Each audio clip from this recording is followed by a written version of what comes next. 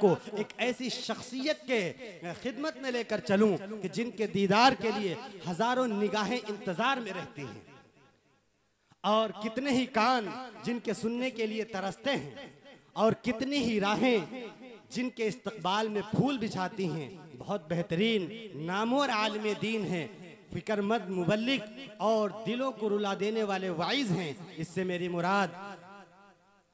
मेरी मुराद खतीब ज़ीशान, खिताबत की दुनिया की इज्जत व शान, अहले सुन्नत वल जमात के तर्जुमान, माहिर वैदो कुरान हजरत मौलाना अब्दुल्ला सालिम साहब कासमी दामत बरकातुहुल आलिया है। मैं जनाब को इन अशार के साथ दावत देना चाह रहा हूँ कि बाअदब फिर अदब का मकाम आ रहा है, बाअदब फिर अदब का मकाम आ रहा है, मोहम्मद का अब यह गुलाम आ रहा है। सुखन की हलावत करे नाज जिस पर, सुखन की हलावत करे नाज जिस पर, वही आज शीरी कलाम आ रहा है। मुनव्वर करे दिल को जिसकी खिताबत, मुनव्वर करे दिल को जिसकी खिताबत, खिताबत का अब वो इमाम आ रहा है। मौसूफ डाइस पर अस्सलामु अलैकुम वरहमतुल्लाहि वबरकातुहू।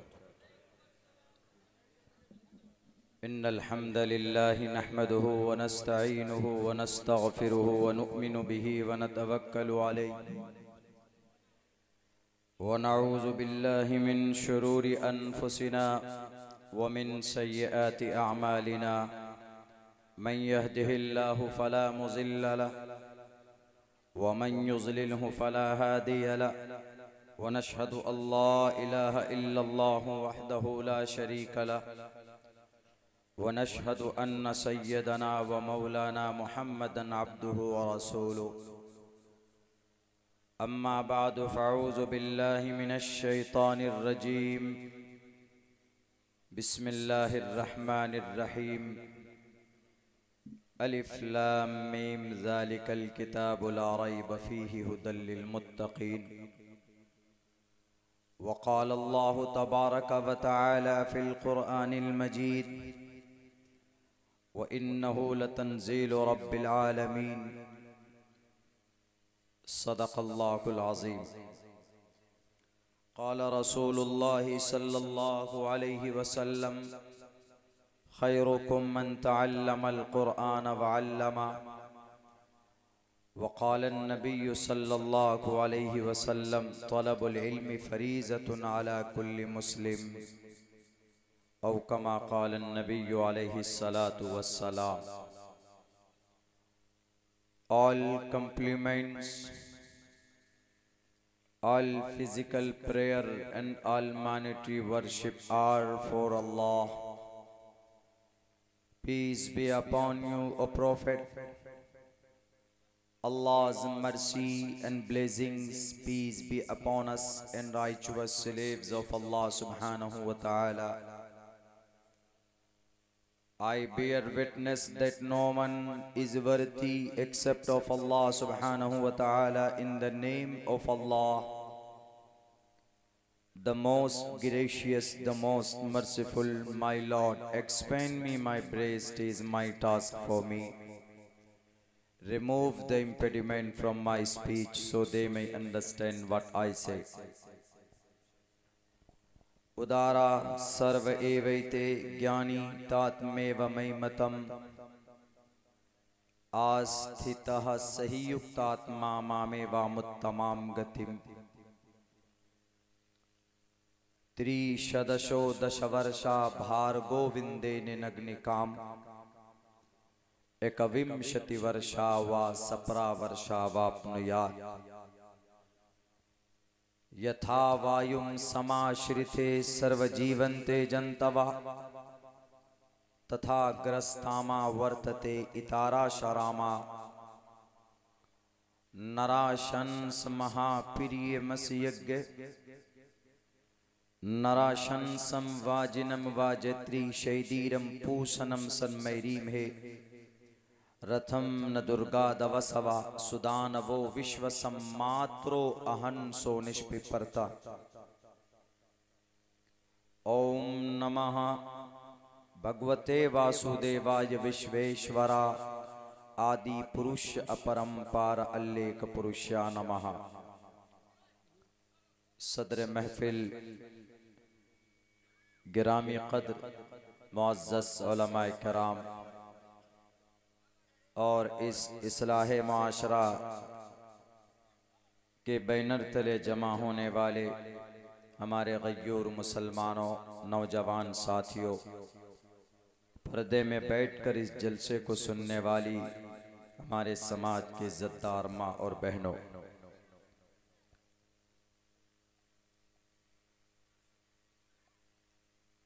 इस इलाके में आपकी इस बस्ती में पहली बार हाजिरी का मौका मिला। मैं दिल की गहराई से अराकीन जलसा का शुक्रिया अदा करता हूँ। We thank from the bottom of our heart कि नाचीज़ को आपने बहैसियत मुकर्रिर अपने इस जलसे में बुलाया है। हालांकि मैं कोई बहुत बड़ा मुकर्रिर नहीं हूँ, मैं एक तालिबे इल्म हूँ। उसी हैसियत से अपने आप को पेश करता हूँ कुछ सीखने के लिए, और जो अपने अकाबिर असातिज़ाए किराम से जो कुछ पढ़ा है, सीखा है,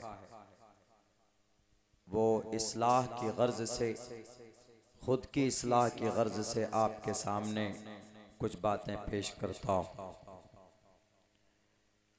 मैंने अपने खुतबे में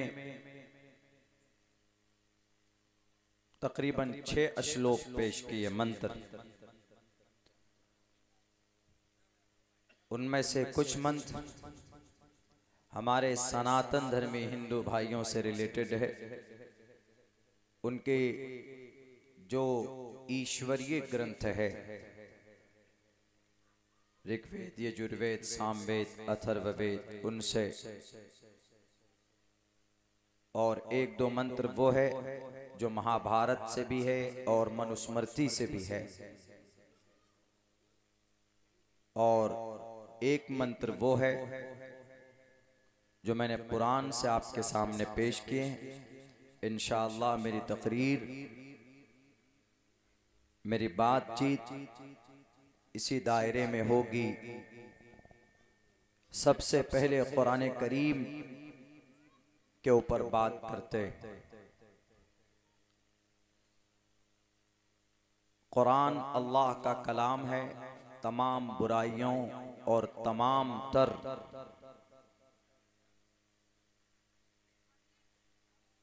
शर्रो फसाद का इलाज इस कुरान करीम के जरिए से मुमकिन है। शर्त यह है कि इस कुरान से मोहब्बत होनी चाहिए, इसकी तालीम ज्यादा से ज्यादा आम हो, लफ्जन और मानन दोनों। इसके साथ साथ जनाबे मुहम्मदुर रसूलुल्लाह सल्लल्लाहु अलैहि वसल्लम की ज़ात गिरामी है, उनकी जो सीरत व सुन्नत है, हम मुसलमानों को उस पर भी अमल करने की सख्त ज़रूरत है। दुनिया एतराज़ करती है, करने दीजिए। वो कभी आपके कुरान पर, आपकी शरीयत के किसी हुक्म को लेकर वो इसको बदनाम करने के लिए सोशल मीडिया पे आते हैं और एक झगड़ा पैदा करके चले जाते हैं। हालांकि जब उसके ऊपर रिसर्च हो, तहकीक होती है, तो पता चलता है कि नहीं, ये बात तो वैसी ही थी। इस बीच में बहुत कुछ बिगड़ चुका होता है, समाज और मुआशरे का बहुत नुकसान हो चुका होता। मैं सीना तान कर कहता हूं, बबांगे दोहल कहता हूं कि Islam is the best religion to the entire world. पूरी दुनिया के अंदर सबसे बेहतर निजाम और सिस्टम अगर किसी के पास है तो इस्लाम के पास है। कुछ कहने वाले कहते हैं कि 1450 साल का अरसा गुजर चुका है। जो चीज पुरानी होती है उसको छोड़ देते हैं, नई चीज के लोग आशिक होते हैं, नई चीज तलब करते हैं। लेकिन हमारा कुरान, हमारी शरीयत वो है जो कभी पुरानी नहीं होती। हमारी शरीयत बल्कि अब से 1458 साल पहले जिस नज़रिए के साथ, जिस अकीदे के साथ, जिन अगराज व मकासिद के साथ रब ने आसमान से ज़मीन पर इसको उतारा था, उन्हीं अगराज व मकासिद के साथ आज भी पैगाम जिंदा है और कल क़यामत तक ये जिंदा रहेगा। इसके अंदर कोई तब्दीली की गुंजाइश नहीं है। जो एतराज करते हैं या तो वो जिहालत की वजह से करते, नाखानदगी की वजह से करते। वो कहते हैं कि क्या ज़रूरत है आज इस मॉडर्न ज़माने में कुरान और हदीस के ताल्लुक़ से उस पर अमल की क्या ज़रूरत है। नई जनरेशन को तरक्की देना है तो कुछ और अल्बर्ट आइंस्टाइन की बात मानी जाए और जदीद टेक्नोलॉजी जो दुनिया में कामयाबी की, जिसको एक प्लेटफॉर्म मानते हैं, उसको अपनाया जाए। मैं कहता हूं हमारी शरीयत कहती है कि कामयाबी सिर्फ एक ही रास्ते पर है। If anyone want to be a great person and successful man in this world, to be a बनना चाहता है, must to follow, उसके लिए जरूरी है इत्तिबा करना मोहम्मदुर रसूलुल्लाह सल्लल्लाहु अलैहि वसल्लम की सुन्नत का और रब के फरमान का। कुछ बातें ऐसी जरूर है जिसको पकड़कर हमें और आपको रुस्वा किया जाता है, बदनाम करने की कोशिश की जाती। जैसे हजरत मुफ्ती साहब ने मजहब इस्लाम के ताल्लुक से कि एक ऐसा मजहब है कि ज़बरदस्ती इसमें इस्लाम बनाया जाता है, कलिमा पढ़वाया जाता है और मोहम्मद अलैहिस्सलाम ऐसे थे वैसे थे।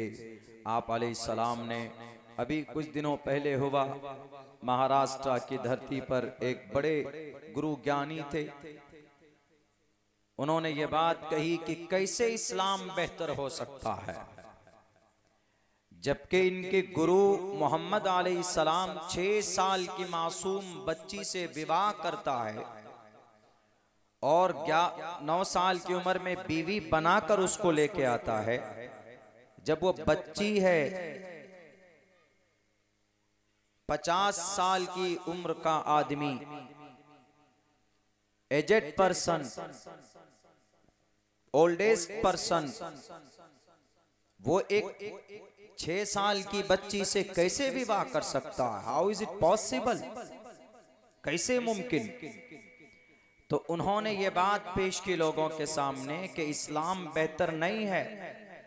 अगर बेहतर होता तो मुसलमानों के जो सबसे बड़े रहबर और रहनुमा हैं, मैं कहता हूं कि मुसलमान नहीं, इंसानों के जो सबसे बड़े रहबर और रहनुमा हैं, वो कहता है कि जब मुसलमानों के रहबर ऐसे तो मुसलमान कैसे होंगे आज के जमाने में? उनकी मानसिकता कैसी होगी कि एक 6 साल की छोटी मासूम बच्ची है, उससे मोहम्मद अलैहिस्सलाम 50 साल की उम्र में विवाह कर रहे हैं, शादी कर रहे हैं। तो इस्लाम, इसीलिए इस्लाम इज रिजेक्टेबल, इस्लाम काबिल फॉलो नहीं है। अभी पिछले 2 महीना पहले की बात है, इस तरह का मसला उठा था। तो इसीलिए हम कहते कि सही बात जानने के लिए इल्म का होना बहुत जरूरी है, ज्ञान होना बहुत जरूरी है। मुसलमान के लिए भी फर्ज है इतना इल्म सीखना कि जिससे नमाज कैसे अदा करेगा। हाउ मेनी टाइम्स नमाज फर्ज, नमाज is it compulsory for Muslim boys girls man women, क्या सबके लिए नमाज फर्ज है? इन मसाइल को जानना हर एक मुसलमान के ऊपर फर्ज है। तलबुल इल्मी फरीज़तुन अला कुल्ली मुस्लिम। अरकान इस्लाम को जानना बहुत जरूरी है, फर्ज है। लेकिन और ज्ञान, उमूमी ज्ञान का हासिल करना, उसके बारे में जानना, इंसान विद्वान जब होता है जब उसके पास ज्ञान होता है। सर पर टोपी डालने से या माथे पर टीका लगाने से कोई गुरु महाराज नहीं होता, कोई मुफ्ती साहब नहीं बनता। उसके लिए बाज़ाब्ता पढ़ाई होती, उसके ऊपर मेहनत और मशक्कत की जाती है, उसके बाद ही बिकम सक्सेसफुल पर्सन। तो उन्होंने ये बात कही और हकीकत है, ये बात बिल्कुल सही है। यहाँ तक तो ठीक है कि मोहम्मद अलैहिस्सलाम ने 6 साल की उम्र में अम्मा आयशा से विवाह किया है, शादी की है, निकाह पढ़ा है, और बीवी बनाकर रुखसती जिसको बोलते हैं उमूमन उर्दू में, 9 साल की उम्र में अम्मा आयशा को बीवी बनाकर लेकर आए हिजरत के बाद मदीनतुल मुनव्वरा में। लेकिन इसको इशू बनाना, इसको एक झगड़े का टॉपिक बना देना, किसी मजहब को इस मैटर को पकड़कर ब्लेम करना, यह गलत है। इसीलिए इसके बारे में कहा श्री कृष्ण जी ने, उदारा सर्व एवैते ज्ञानी तात्मेव मयिमतम आस्थितः सहयुक्तात्मा मामेव मुत्तमाम गतिम, कि कोई बात बिना तहकीक के मत कहो। अगर तुम अपने आप को विद्वान मानते हो, बनाना चाहते हो, तो बहुनाम जन्मनामन्ते ज्ञानवान माम परपद्यते वासुदेवा सर्वमिति समहात्मा सुदुर्लभः। महात्मा बनना चाहते हो तो ईश्वर का ज्ञान जरूरी है, और अगर ईश्वर का ज्ञान किसी में आ जाए तो लोगों को चाहिए कि उसका सम्मान करें, जिसमें ईश्वर का ज्ञान आ जाए। ये कृष्ण जी का पैगाम है श्रीमद् भगवद गीता में। वो मानते हैं इस बात को कि जिस इंसान में ज्ञान आ जाए ईश्वर का, परमात्मा का, तो गोया उस इंसान में ईश्वर खुद आ गया। और ऐसे ही हमारे उलमा कहते हैं ना, आलिम दीन के बारे में, इस जमीन पर सबसे मुकद्दस जमात अगर कोई है सहाबा के बाद तो उलमा इकराम की जमात है। क्यों? उनके अंदर इल्म है। इल्म की वजह से इन्नमा यख्शल्लाह मिन इबादिहिल उलमा, इल्म की वजह से, इन्नल उलमा वरसतुल अंबिया, इल्म की वजह से, ज्ञान की वजह से, तालीम की वजह से इंसान का मकाम व मर्तबा बढ़ता है। ऐसे नहीं। बैरकैफ एक अलग मसला है, तो उनको ज्ञान की कमी है, उनको ज्ञान सही से नहीं है इस मसले में, इस ताल्लुक से कि मोहम्मद अलैहिस्सलातु वस्सलाम ने ऐसा क्यों किया, अपनी जीवनी में क्या सही था करना। हम तो इतना जानते हैं कि नबी पाक अलैहिस्सलातु वस्सलाम किसी के ऊपर जुल्म करने वाले नहीं थे, न मर्द हो, न औरत हो, न मर्द हो, न बूढ़े बच्चे, हिंदू मुस्लिम क्रिश्चियन जैन बौद्ध। अपनी सोसाइटी के लिए अगर कोई जगतपति था, अगर इस दुनिया को बचाने वाली कोई मुकद्दस हस्ती है, तो उस जात का नाम, उस शख्स का नाम जनाब मोहम्मद रसूलुल्लाह सल्लल्लाहु अलैहि वसल्लम। तो फिर ये मसला क्या है 6 साल और 9 साल? तो यहाँ थोड़ी सी रिसर्च की जरूरत है। उलमा जानते हैं, मोतबर रिवायात में है कि अम्मा आयशा से विवाह और निकाह हजरत अबू बकर सिद्दीक रजी अल्लाह ताला अन्हु ने निकाह पढ़ाया, और उम्र उस वक्त तकरीबन 6 साल की थी, और जब रुखसती का वक्त आया तो उस वक्त अम्मा आयशा उनकी उम्र तकरीबन 9 साल की थी। एक दो रिवायत में है 10-14 साल या 12 साल या 13 साल, लेकिन मुस्तनद और मोतबर रिवायत में ये बात है। लेकिन बात वही, सवाल तो वही है कि इतनी छोटी बच्ची का विवाह और रुखसती बीवी कैसे बना सकते।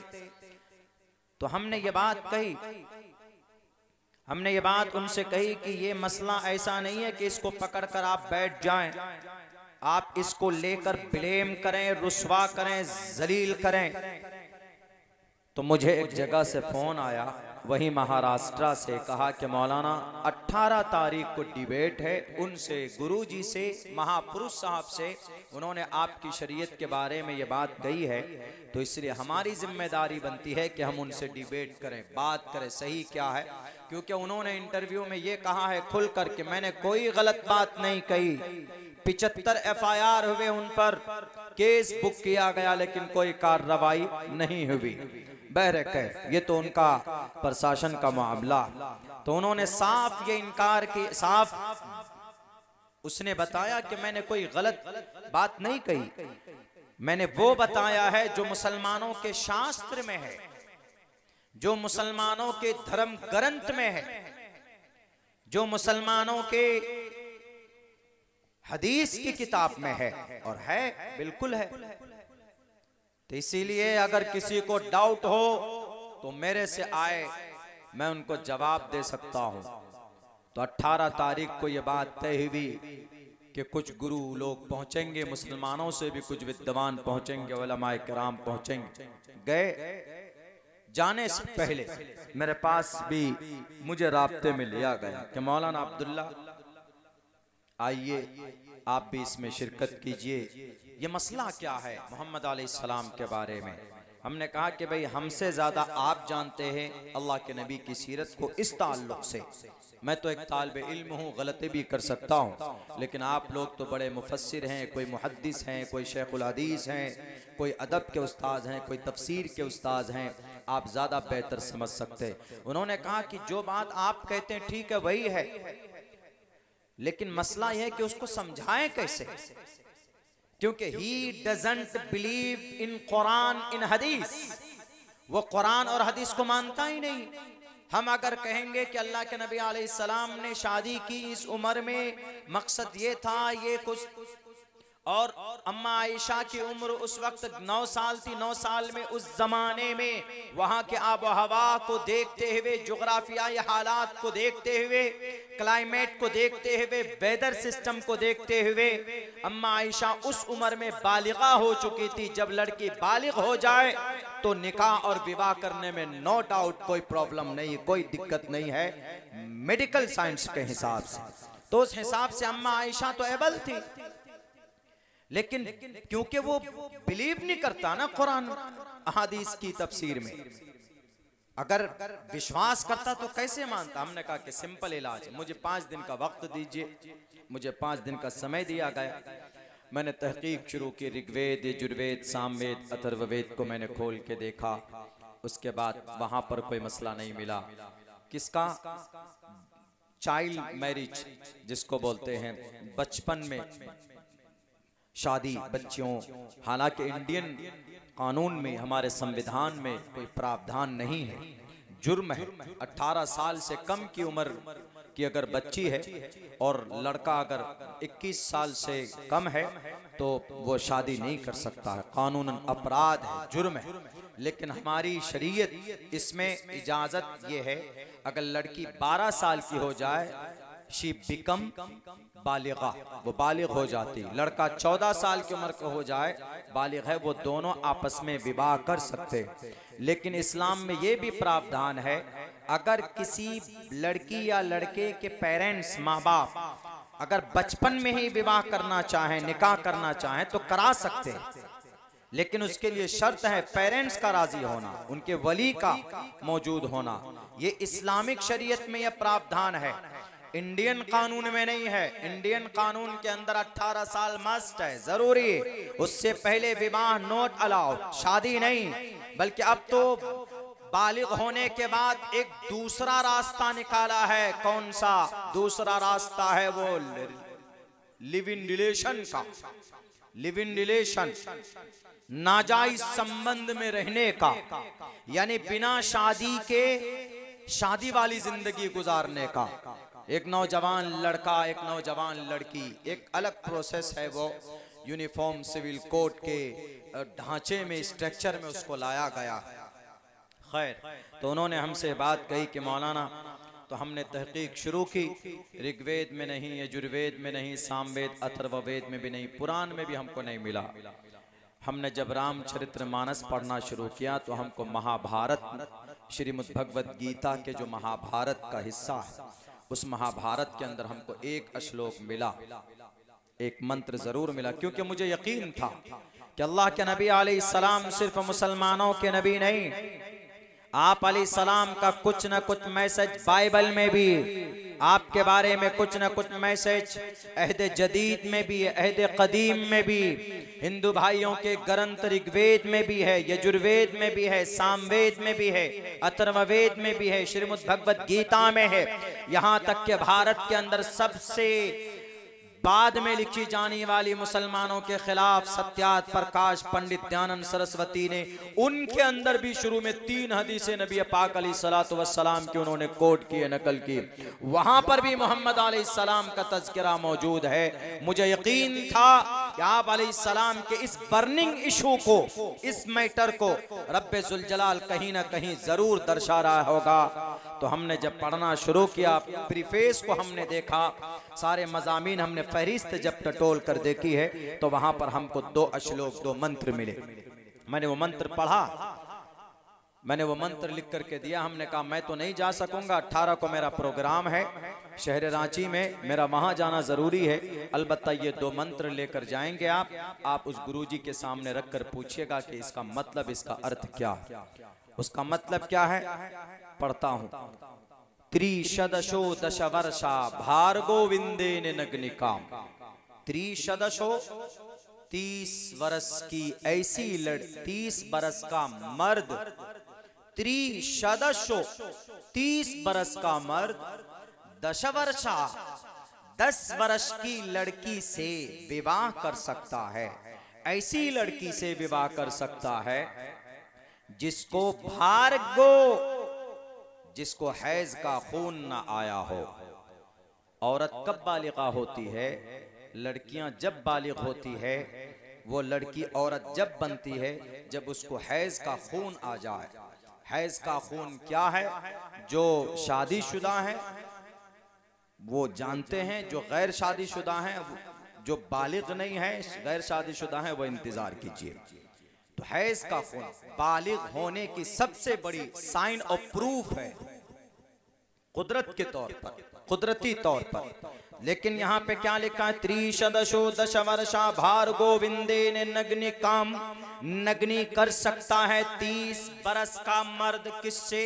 10 बरस की लड़की से। यहाँ पर भी तो 30 बरस का मर्द है और 10 बरस की लड़की से परमिशन है, शादी की इजाजत दी जा रही है। इससे और एक लाइन नीचे आइए, एकविंशति, विंशति संस्कृत में 20 को बोलते हैं।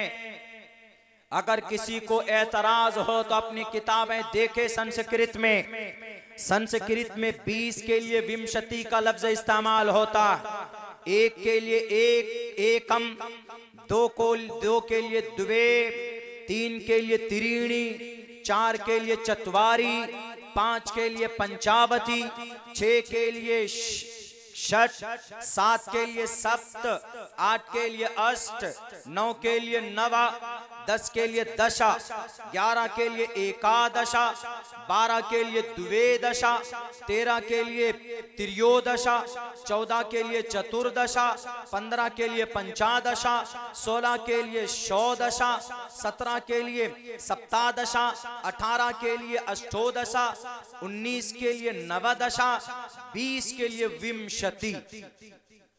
विंशति तहकीक है बाज़ाब्ता, दुनिया की किसी भी ग्रंथ में देख लिया जाए 20 के लिए संस्कृत में विंशति का लफ्ज आता। एकविंशति 20 एक 21, एकविंशति वर्षा वा सप्रा वर्षा वापनुयात। और 21 बरस का लड़का 21 बरस का नौजवान लड़का वासपरा 7 साल की बच्ची से विवाह कर सकता है।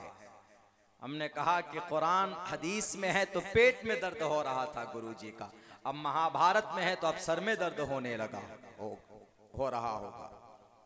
खैर, मैंने पहले ही कहा कि ये कोई ऐसा टॉपिक नहीं है कि जिसको खामखा बर्निंग इशू बनाया जाए इसको लेकर। इसीलिए मंत्र कभी कभी हम बकदरे जरूरत पढ़ देते हैं। मंत्र पढ़ने पर कोई सवाब तो नहीं है, अलबत्ता जो धूल है, जो हमारे सनातन धर्मी भाइयों के दिमाग में इस्लाम के ताल्लुक से जो गर्द गुबार है, उसको दूर करने का आसान रास्ता। हमें जरूरत ही नहीं है महाराज के सामने में बात करने की, भाई कुरान में ये है, कुरान हदीस का ये मकसद है, अल्लाह के नबी का ये मकसद है। अल्हम्दुलिल्लाह अगराज व मकासिद बेहतर है और समाज के लिए इसमें कोई शक नहीं है, समाज की तरक्की के लिए। लेकिन हमें उनको समझाने के लिए उनका एक श्लोक काफी था। त्रिशदशो दश वर्षा भार गोविंदे ने नग्निकाम एकविंशति वर्षा वासपरा। 7 के लिए क्या लफ्ज था? सप्ता, षट एंड सप्ता, यहाँ पे सप्रा वर्षा वापनुयात। 7 बरस की लड़की है, 21 बरस का लड़का है, विवाह कर सकता है महाभारत के हिसाब से। तो इसीलिए एतराज का कोई हक नहीं बनता हमारे नबी पाक अलैहिस्सलाम पर। और महाभारत तो 3,500 साल पहले, 3100 साल पहले महाभारत। हमारे नबी तो 1458 साल पहले नबूवत दी गई मोहम्मद अलैहिस्सलातु वस्सलाम को। वो तो तब से है ये पैगाम, 3100 साल से जो पैगाम मौजूद है। इसीलिए वो ऐनक मत लगाइए जिससे तशद्दुद और जुल्म का बाजार गर्म होता हो।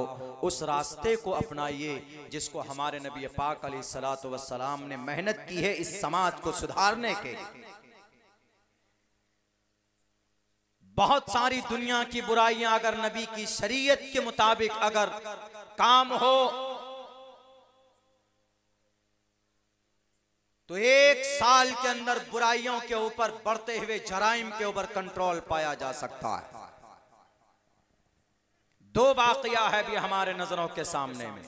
एक कलकत्ता का एक डॉक्टर थी, डॉक्टर अहाना, जिसकी इज्जत लूटी गई और जिसकी रीढ़ की हड्डी तोड़ी गई और उसके चश्मे के शीशे को उसके आंख में घुसा दिया गया। बड़े दर्दनाक अंदाज में उस ट्रेनी डॉक्टर का मर्डर हुआ। क्या समाज के अंदर जुल्म नहीं है? समाज के अंदर तशद्दुद नहीं है? समाज के अंदर ये जानवरों के तरह हैवान, इंसान नुमा हैवान नहीं घूम रहा है जानवरों की शक्ल में? कैसे इलाज हो इसका? 2 बुनियादी चीज, 2 बुनियादी बातें अगर उस पर अमल कर ली जाती उन बातों पर, तो फिर ये घटना वजूद में नहीं आता। और उन दोनों बातों का ताल्लुक अल्लाह के नबी अलैहिस्सलातु वस्सलाम ने 1450 साल पहले बता दिया था। जब चार्जशीट दाखिल किया गया, पता उसमें क्या बात लिखी है? उसमें एक बात ये लिखी है कि डॉक्टर अहाना की मौत, उसका मर्डर और उसका रेप जिस आदमी ने किया वो एक शराबी था, शराब पीता था। और जिस दिन उसने ये अमल किया है, जिस दिन उसने रेप किया है, मर्डर किया है, उस दिन उसने 5 एक्स्ट्रा बोतल शराब पी रखी थी। सिर्फ गुजरात और बिहार में शराब पर पाबंदी है, वरना बंगाल में और आपके उत्तर प्रदेश में भी और झारखंड में, इन सब इलाके में शराब पर बंदिश नहीं है, पाबंदी नहीं है। लेकिन बिहार में पाबंदी है, लेकिन वहां पर भी अंदर अंदर होम डिलीवरी हो जाती, वहां पर भी करते हैं लोग। तो बहरे कैफ अगर 2 बातें उस घटने में, जो 2 बातें जो मेन पॉइंट है अगर उसको आप देखेंगे, आप कहते कि अगर इन दो बातों को अगर नजरअंदाज न किया जाता तो डॉक्टर अहाना भी जिंदा होती और वो बॉक्सर और वो जो गार्ड था वो मर्डरर नहीं बनता, वो रेपिस्ट नहीं बनता। लेकिन लोग क्या कहते हैं कि अरे क्या जरूरत है इस जमाने में नबी की सीरत व सुन्नत, नबी की शरीयत पर बात करने की। हम कहते हैं कि दुनिया के अंदर कोई कानून नहीं है जो बढ़ते हुए जिना के वारदात को घटा दे, सिवाय मोहम्मद रसूलुल्लाह सल्लल्लाहु अलैहि वसल्लम के बताए हुए रास्ते। अभी हमारे मुल्क हिंदुस्तान में हर 1 मिनट में 45 रेप होता है, 45 वारदात होते हैं। अगर इन बातों पर अमल कर लिया जाए तो हम लिखकर पत्थर पर देने के लिए तैयार हैं कि 1 मिनट में 45 क्या 45 मिनट में भी एक रेप नहीं हो सकता। रेप हो जाता है, इज्जत लूटी जाती है, तब जाकर उसको फांसी की सजा होती है या उसको 14 साल के लिए वनवास, आजीवन कारावास की सजा दी जाती है। ऐसा कोई अमल लाओ ना कि रेप होने से पहले, मुजरिम बनने से पहले उस बीमारी वो वजूद में ना आए। वो कहीं नहीं मिलेगा दुनिया के किसी संविधान में। अगर कहीं मिल सकता है तो कुरान और हदीस के अंदर उसका इलाज मिल सकता। शराब की वजह से जिना के वारदात होते हैं। और शराब, अल्लाह के नबी अलैहिस्सलातु वस्सलाम ने पहले जमाने में, उस जमाने जाहिलियत में शराब बहुत आसानी से उसका इस्तेमाल होता था, हर घर में शराब। जब शराब हराम नहीं हुई थी, नशा आवर चीजें, अल्लाह के नबी अलैहिस्सलाम के बारे में कहा गया कि वो नशीली पदार्थ से लोगों को निकालेंगे। नराशन सम वाजिनम वाजत्री शैदीरम पूषणम सन्मेरी में रथम न दुर्गा दवसवा सुदान वो विश्व सम्मातरो, यानी वो दुनिया की गंदगी से लोगों को निकाल कर एक बेहतर विश्व में तब्दील करने वाली अगर मुकद्दस हस्ती कोई है तो उस जात का नाम, उस शख्सियत का नाम नराशंस है। और नराशंस का दूसरा नाम अरबी के अंदर मोहम्मद सल्लल्लाहु अलैहि वसल्लम। आप अलैहिस्सलाम ने क्या कहा शराब के बारे में? गंदी चीज है। वला तशरिबिल खमर फइन्नहा मिफ्ताहु कुल्ली शर्रिन, तमाम बुराइयों की जड़ शराब। यानी आप नॉर्मल हालत में जो गुनाह नहीं कर सकते, आप शराब पीने के बाद you can do very easily, आसानी से कर सकते हैं आप, बड़ी आसानी के साथ। शराब पी जाती थी बतौर फैशन। जैसे आज किसी के घर में कोई मेहमान जाए तो आप चाय पेश कर देते हैं, चाय पीजिए, कुछ नहीं सही तो आप एक कप चाय लीजिए, चाय पी लीजिए। उस जमाने में भी ऐसा होता था, जमाने जाहिलियत में। बल्कि जमाने जाहिलियत के बाद जब नबूवत मिली अल्लाह के नबी अलैहिस्सलातु वस्सलाम को, तो कुछ सालों के बाद शराब की हुर्मत नाजिल हुई है। लेकिन शराब की हुर्मत से पहले शराब आम पीते थे। हजरत अनस, हजरत अबू तलहा के घर बैठे हैं और हाथ में शराब का गिलास है, शराब पी रहे हैं। आवाज आई, अला इन्नल खमर क़द हुर्रिमत, आवाज लगाई जा रही है। हजरत तलहा के कान में आवाज पहुंची तो हजरत तलहा ने कहा, अनस जरा देखो बाहर किस बात की आवाज है। हजरत अनस ने कहा कि अल्लाह के नबी के तरफ से पैगाम है कि आज इसी वक्त से शराब हराम है, नाजायज है, नापाक है। शराब के करीब मत जाओ, शराब तमाम बुराइयों की जड़ है। इन्नमल खम्रु वल मैसुरु वल अंसाब वल अज़लामु रिज्सुम मिन अमलि शैतान। दो बातों का चर्चा मैं करूंगा इसमें कि शराब और जुआ जो हमारे समाज में है, हमारे माशरे में है, हमारा नौजवान तबका जो इन दोनों बीमारियों में पड़कर अपनी जवानी को बर्बाद कर रहे हैं, अपनी कीमती जवानी को, उसके बारे में रब कहता है कि ये शैतान के अफ़ाल हैं। आप जो शराब पीते हो नौजवानों, तो शराब आपकी किडनी को डैमेज करती। आप शराब पीते हो तो शराब की वजह से आपकी अक्ल माऊफ हो जाती।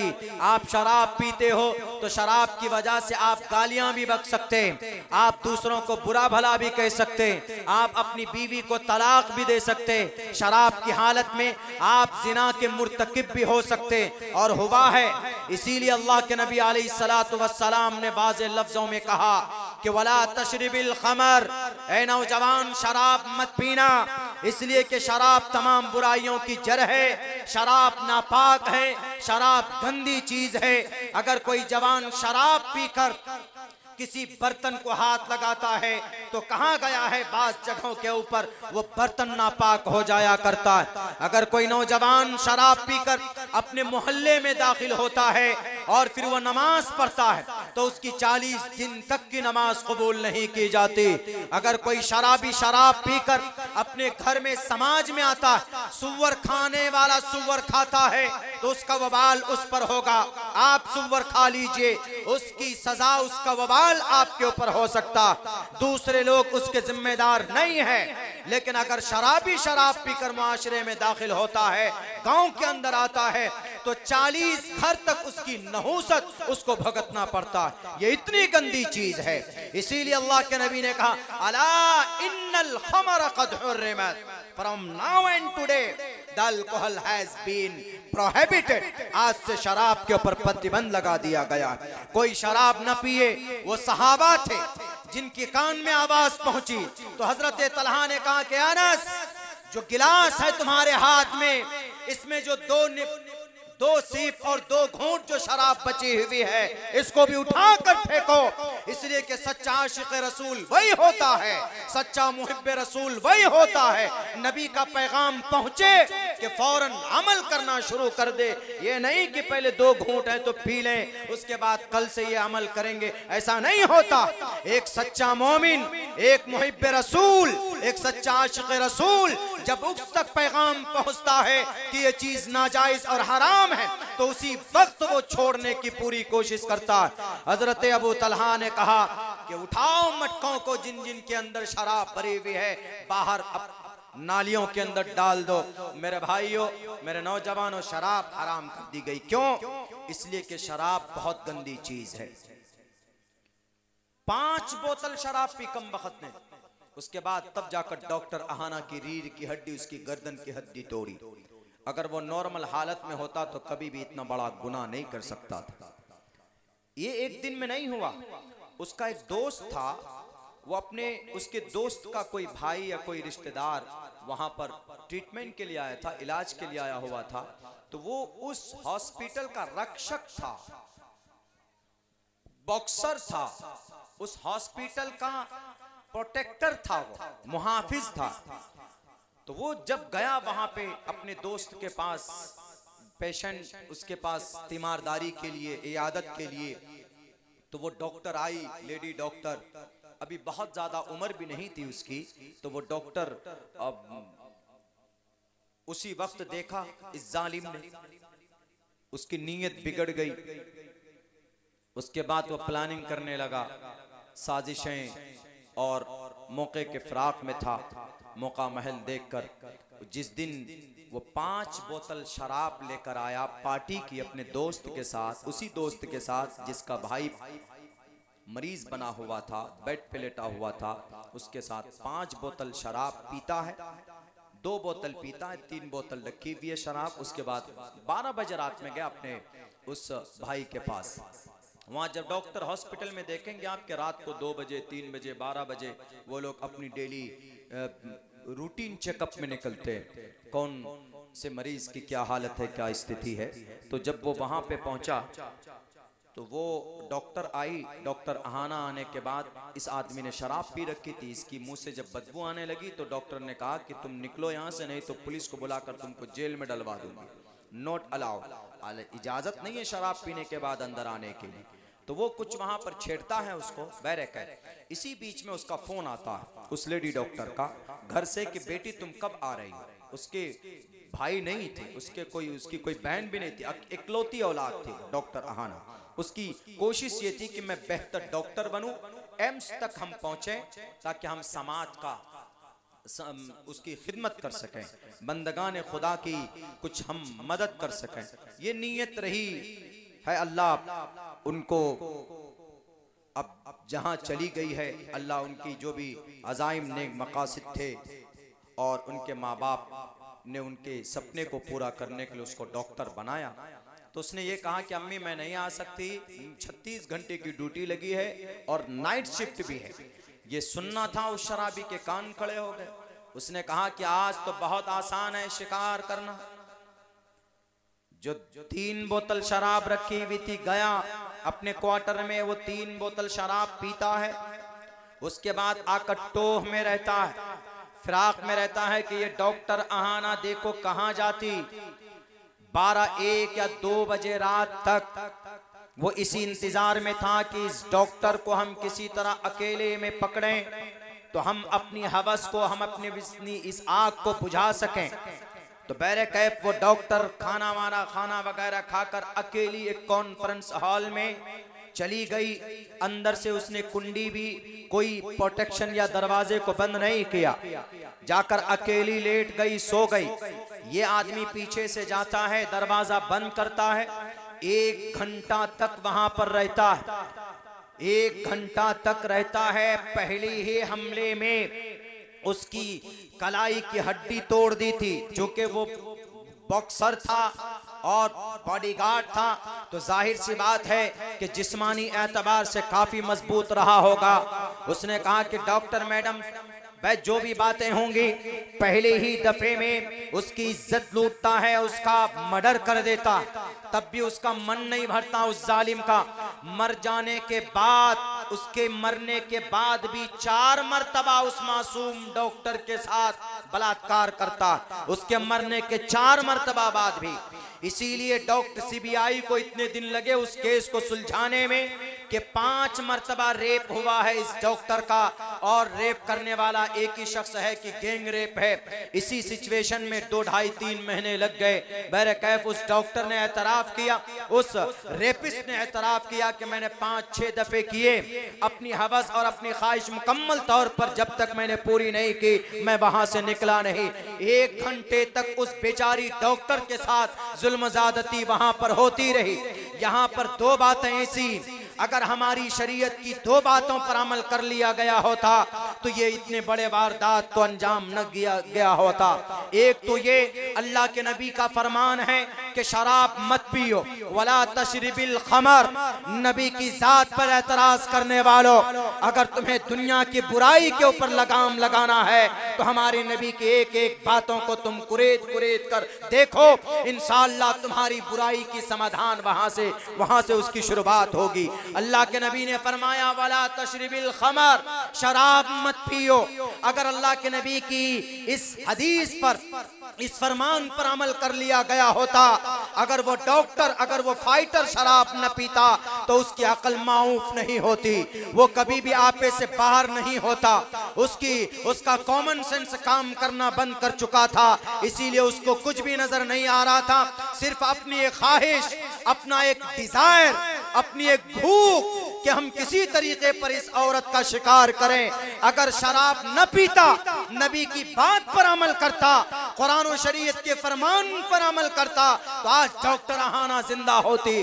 दूसरी बात जो मिसिंग हुई वो ये, अल्लाह के नबी ने फरमाया समाज की बेटियों, इन्नल मरअता औरतुन इदा खरजत इस्तशरफहा शैतान। अल्लाह के नबी फरमाते हैं औरत, इन्नल मरअता, औरत पर्दे की चीज है, इन्नल मरअता औरतुन, औरत पर्दे की चीज है। इदा खरजत, जब वो बाहर निकलती है, इस्तशरफहा शैतान, तो शैतान उसके पीछे निकलता। इससे साफ पता चलता है कि औरत को अकेले बाहर नहीं निकलना चाहिए।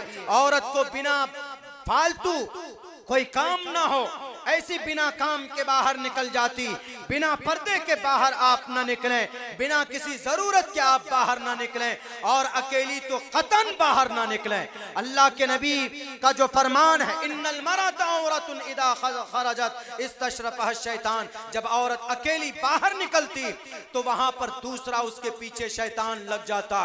अगर वह डॉक्टर आहाना इस पर अमल करती, अपने साथ किसी बच्चे को रखती, अपने साथ या अपने क्लासमेट किसी नर्स को रखती, अपने साथ किसी लेडी नर्स को अपने साथ रखती, तो उसकी इज्जत की हिफाजत हो सकती थी, उसकी जान की हिफाजत हो सकती थी। इस बीमारी का समाधान अगर कहीं था तो हमारी शरीयत में था। अगर इस पर अमल किया गया होता तो इतने बड़े बड़े गंदे वारदात वजूद में ना आते। इसको बोलते हैं शरीयत इस्लाम। इसीलिए इसको कहा गया है Islam is the best religion to the world. इस्लाम दुनिया का सबसे बेहतरीन मजहब है। क्यों? इसलिए कि वो बुराई होने से पहले उस बुराई से बचने का समाधान लोगों को बताता है। इसीलिए इस्लाम के बारे में कहा गया कि भाई इस्लाम एक ऐसा मजहब है जो अमली एतबार से बचाने के लिए भी लोगों को एक रास्ता बताता।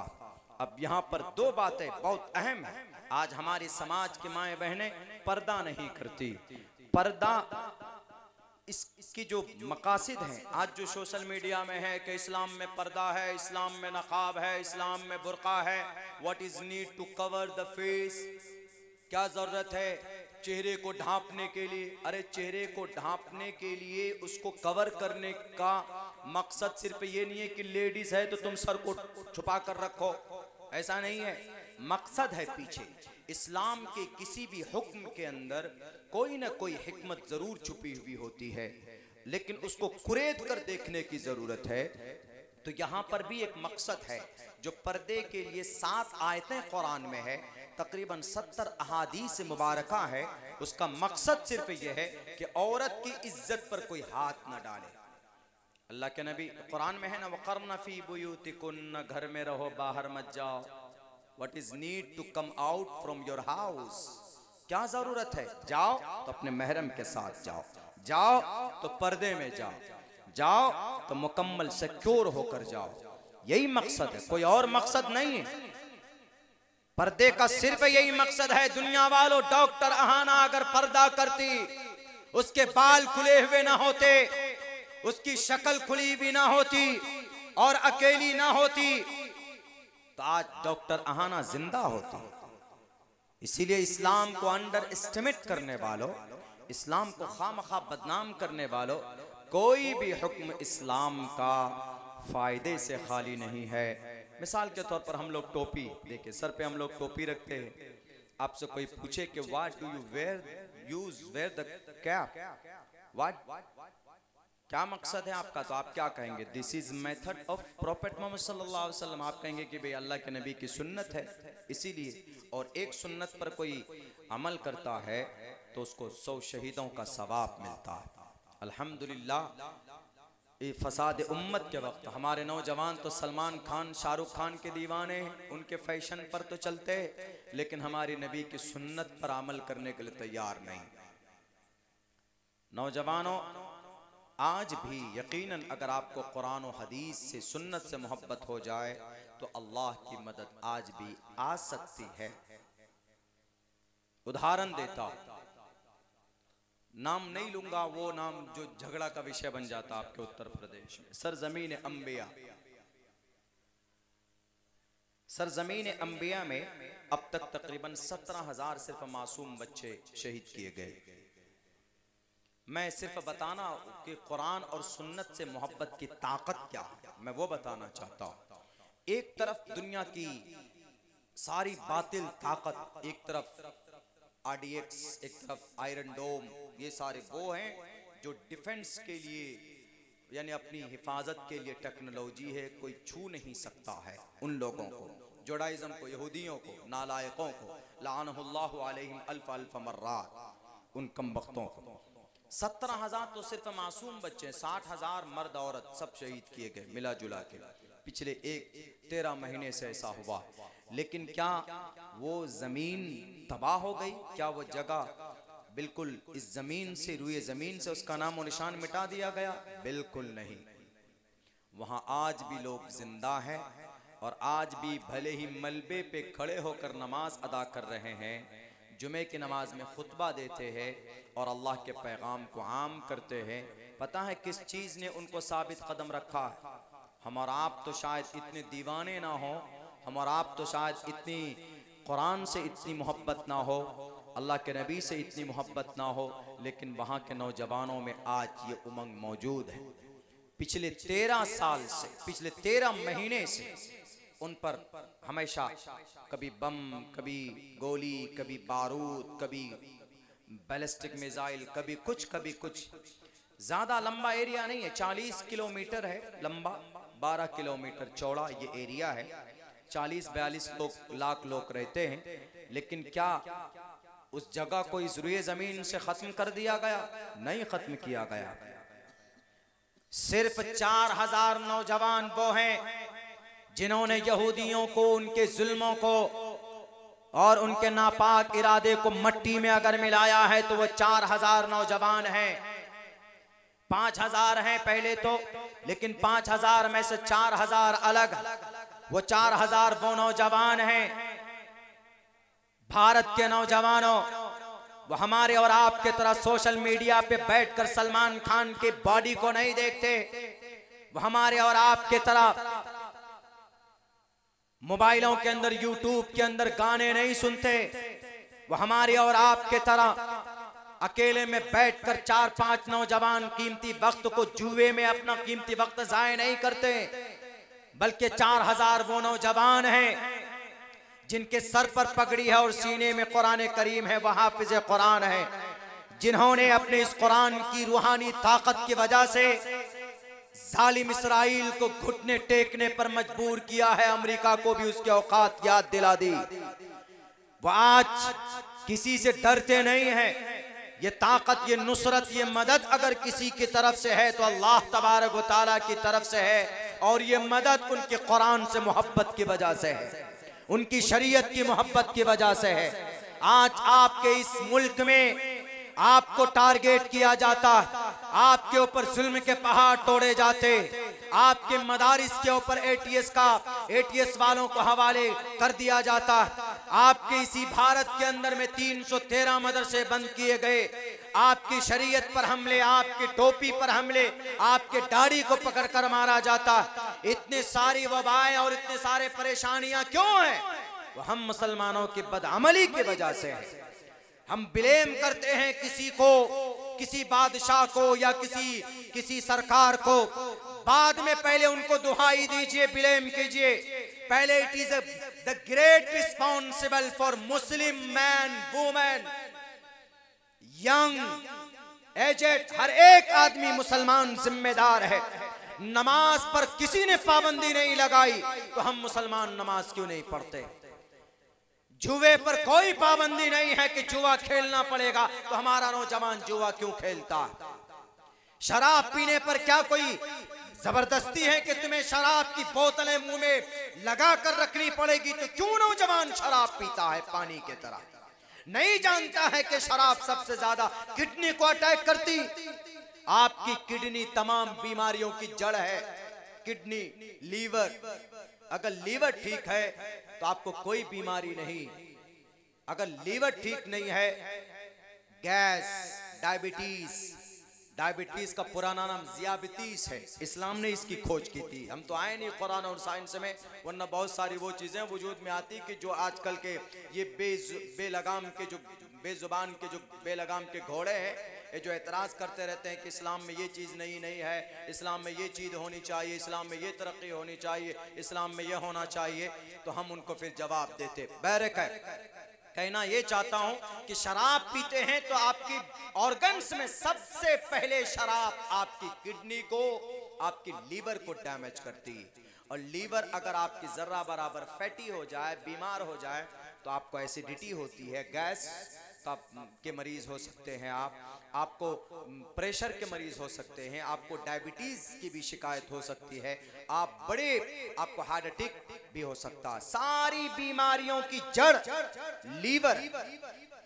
इसीलिए लीवर को सबसे पहले नुकसान अगर कोई पहुंचाता है तो वो शराब नुकसान पहुंचाती है।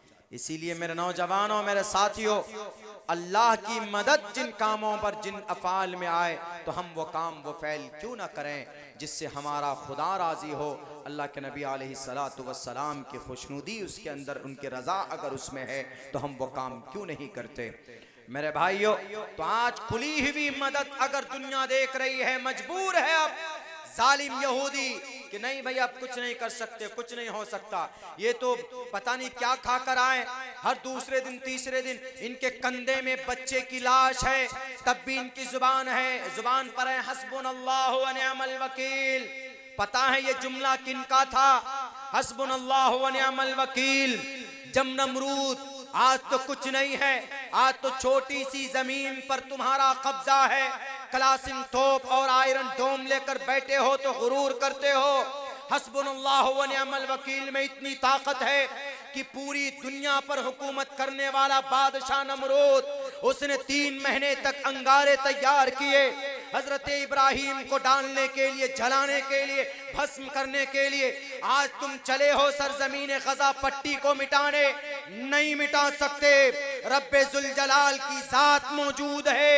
अल्लाह तबारक व तआला वक्ती तौर पर तुमने कुछ लोगों को तकलीफ पहुंचाई, 17,000 बच्चे शहीद हुए, जन्नत चले गए हैं, और जिन लोगों को तुमने मारा वो शहीद हो गए, और शहीद मरता नहीं जिंदा होता, रब के पास उनको रिस्क दिया जाता है, उनके मकाम और दर्जात बुलंद होंगे। लेकिन तुम्हारे नापाक इरादे दुनिया वालों, तुम अगर ये चाहते हो कि हम अपनी ताकत की वजह से इन टोपी और दाढ़ी वालों को इनकी औकात याद दिलाएंगे, तो याद रखो टोपी और दाढ़ी की निस्बत कुरान और सुन्नत से है, और कुरान का ताल्लुक डायरेक्ट अल्लाह से है। कुरान को कोई नहीं मिटा सकता, कुरान का मुहाफिज अल्लाह है। जब कुरान का मुहाफिज अल्लाह है तो कुरान पढ़ने वाले का भी मुहाफिज अल्लाह होगा। और 4000 नौजवान वो हैं जिनके सीने में कुरान है, उनकी हिफाजत अगर कोई करता है तो अल्लाह तबारक व तआला की जात उनकी हिफाजत कर रहा है। मेरे भाइयों, तो पता है हजरत इब्राहिम अलैहिस्सलाम को डालने के लिए पूरी तैयारी की जाती। डालो, हजरत इब्राहिम, हजरत जिब्राइल तशरीफ लाते हैं कि ए खलीलुल्लाह इब्राहिम, आप कुछ बोल नहीं रहे हैं, आप बोलिए, मैं आया हूं मदद के लिए। ये आपको आग में डालने, आपका वजूद, आप खत्म हो जाएंगे, आपकी जात, आपका नामुनिशान मिट सकता है। हजरत इब्राहिम ने क्या कहा था मुसलमानों? वही जुमला आज गजा पट्टी के लोग बोल रहे हैं, एक सच्चा मुसलमान बोल रहा। आपको भी बोलना चाहिए, अगर कहीं किसी परेशानी में हो तो आपको ये जुमला इस्तेमाल करना चाहिए। जुमला नहीं, कुरान करीम की आयत, हस्बुनल्लाहु व निअमल वकील, हमें हमारा अल्लाह काफी है, हमें हमारे रब की जात पर भरोसा है। दुनिया की ताकत मिट सकती, हुकूमत 5 साल की आ सकती, 10 साल तक, 15 साल तक दुनिया के अंदर बादशाहत हो सकती, लेकिन कयामत तक अगर किसी की हुकूमत है, और कयामत के बाद भी सबसे बड़ी हुकूमत किसी की होगी तो रब्बे जुल जलाल की हुकूमत होगी। कल कयामत में रब कहेगा लिमनिल मुल्कुल यौम, आज का बादशाह कौन है, आज का सीएम पीएम कौन है, आज का कुर्सी इख्तिदार का विराजमान कौन है, आज तमाम की तमाम ताकतों का मालिक कौन है। आवाज नहीं आएगी, रब कहेगा लिमनिल मुल्कुल यौम लिल्लाहिल वाहिदिल कहार, एक तन्हा रब की हुकूमत है। आज किसी की हिम्मत नहीं है वहां पर किसी के ऊपर कोई जुल्म ज़्यादती कर ले, वहां पर एक एक का हिसाब होगा, और फिर सबको सजा और जजा सब वहां पर मामला सामने आएगा। तो हजरत इब्राहिम ने कहा कि ऐ जिब्राइल जाओ, मुझे तुम्हारी मदद की जरूरत नहीं है। हजरत जिब्राइल ने कहा कि इब्राहिम, अगर आपको लगता है कि मैं कमजोर पड़ जाऊंगा, बोलिए, मैं जिब्राइल हूं। जिब्राइल, कौमे लूत को तबाह बर्बाद करना था तो उनकी बस्ती की नीचे एक पर का एक हिस्सा दाखिल किया, नीचे डाला और ऊपर ले जाकर आसमान से पटक दिया था। फजअलना आलिया साफिला। आज की जो आज पीले पीले जो यंत्र तंत्र लेकर किसी के घर तोड़े जाते, मस्जिद मदरसे तोड़े जाते, उनमें वो ताकत नहीं है जो जिब्राइल के पर में जो ताकत थी। हजरत जिब्राइल अमीन ने कहा, उन्होंने कहा कि जाओ जिब्राइल, मुझे तुम्हारी मदद की जरूरत नहीं है, मेरा अल्लाह देख रहा है कि नहीं देख रहा है, जरा ये बताओ। उन्होंने कहा कि बिल्कुल देख रहा। कहा जाओ, हस्बुनल्लाहु व निअमल वकील। तो अल्लाह तबारक व तआला और खुश होते हैं अल्लाह जब बंदा पुरएतमाद होता, जब अल्लाह की तरफ निस्बत करता है कि मेरा अल्लाह मुझे काफ़ी है, मैं अल्लाह की सिद्धी हुई सिचुएशन के ऊपर में मैं साबिर हूँ, मैं अल्लाह की ज़ात पर भरोसा करता हूँ, तो अल्लाह बहुत खुश होते हैं, बहुत ज़्यादा। अल्लाह की तरफ अगर किसी नेकी या किसी अब बात को आप उधर निस्बत करें तो अल्लाह तबारक व ताला बहुत खुश होता है। तो अल्लाह तबारक व ताला खुश हुए। अल्लाह तबारक व ताला ने कहा कि जिब्राइल एक तरफ हो जाओ। जब आग में डाले जाने लगे, उठाकर डाला गया उनको लकड़ियों के उस तंत्र से, तो अल्लाह तबारक व ताला ने डायरेक्ट, अल्लाह किसी सबब का मोहताज नहीं है, अल्लाह डायरेक्ट या इनडायरेक्ट किसी भी यंत्र तंत्र का मोहताज नहीं। तो रब ने कहा या नारू कूनी बरदम व सलामन अला इब्राहिम, आग बीच में कोई वास्ता नहीं था, डायरेक्ट रब ने आग का ऑर्डर दिया, आग ठंडी हो जा, सलामती वाली हो जा। इसी सिफत को कहा जाता है अल्लाहु अकबर, अल्लाह सबसे बड़ा है, उसको किसी की सबब की जरूरत नहीं, किसी की मदद की जरूरत नहीं, वो मुसब्बिबुल अस्बाब है। तो उस वक्त हजरत जिब्राइल हजरत इब्राहिम ने कहा था हस्बुनल्लाहु व निअमल वकील, मुझे मेरा अल्लाह काफी है। आज हम लोग तो कमजोर ईमान वाले, पता नहीं क्या होगा, हालात खराब हो गए। अमल सुधारो मुसलमानों, अमल। एक सुन्नत पे बहुत ताकत है। टोपी ओढ़ते हम लोग, अल्हम्दुलिल्लाह हमारे यहाँ तहजीब है, ये कल्चर है कि टोपी हम लोग ऐसे मौके से बड़े शान के साथ सर पे लगाते, टोपी ओढ़ते। क्या इस टोपी के ऊपर जब रिसर्च हुआ, पता है आपको? इस टोपी के ऊपर, इस टोपी पर जब रिसर्च किया गया तो एक बहुत बड़ी बीमारी से निजात का जरिया आपकी टोपी है। डॉक्टर रिचर्ड अमेरिका वो कहता है कि शिद्दत की गर्मी जब होती है, बहुत तेज जब गर्मी होती है, तो उससे एक बीमारी जनरेट होती है। क्या? लू जैसी मुहलिक बीमारी अगर किसी को हो जाए तो वो आदमी ही कांट लाए, वो जिंदा नहीं रह सकता, मर जाएगा। उसको बचाने का कोई इलाज भी नहीं है, कोई दवाई भी नहीं। उसको बचाने का एक ही तरीका कि आप अगर कहीं गर्मी में बाहर जाते हैं तो आप गर्मी से बचिए, सर पर कपड़ा लपेट लीजिए। गर्म इलाके में देखेंगे आप राजस्थान में जो बड़े बुजुर्ग लोग होते हैं वो बड़ी बड़ी पगड़ियां क्यों बांधते हैं? आप कहेंगे कल्चर है। कल्चर किसी वजह से वजूद में आता है, तो वो कल्चर क्यों है? क्योंकि राजस्थान में सबसे ज्यादा भारत में अगर कहीं गर्मी होती है तो राजस्थान में होती है, इसलिए कि वहां पर रेत है, उसकी तपिश की वजह से। तो इसलिए वो लोग, वहां के बड़े बुजुर्ग लोग आज भी बड़ी बड़ी सर के ऊपर में पगड़ी बांधते हैं। तो सर को, गर्मी में सर को बचाने से क्या आप लू से बच सकते हैं? जी, लू जो अटैक, ये जो बीमारी है, ये अगर कहीं पर किसी जगह पर ये बीमारी अटैक करती है तो इस जगह पर, इस हिस्से पर, ये ऊपर है, ये बिल्कुल जस्ट यहाँ नीचे, अगर ये हिस्सा आपका बहुत गर्म हो जाए, धूप की तपिश अगर कसरत से यहाँ पर पड़े शिद्दत के साथ, तो आपको यहीं से लू जैसी मुहलिक अमराज के आप शिकार हो सकते हैं, आपको वो बीमारी हो सकती है। यहाँ पे आपके उत्तर प्रदेश में भी ये कल्चर है कि जब गर्मी होती है तो आदमी पूरे सर को लपेट लेता है। क्यों? इसलिए कि लू ना लगे। हालांकि सर को गर्मी से बचाने की कोशिश की जाती है, लेकिन डॉक्टर का ये रिसर्च पेश कर रहा हूँ, मैं कोई झूठ नहीं बोल रहा। तो उनसे जब पूछा गया कि इस बीमारी से कैसे बचा जाए, तो उन्होंने कहा कि अगर लू से बचना है तो एक ही तरीका है, कंटिन्यू वेयर द कैप, हमेशा टोपी इस्तेमाल कीजिए। जो टोपी है ना ये, और जो मुसलमान टोपी इस्तेमाल करता है उसको कभी भी लू जैसी मुहलिक बीमारी नहीं हो सकती। और टोपी इस्तेमाल करना क्या है?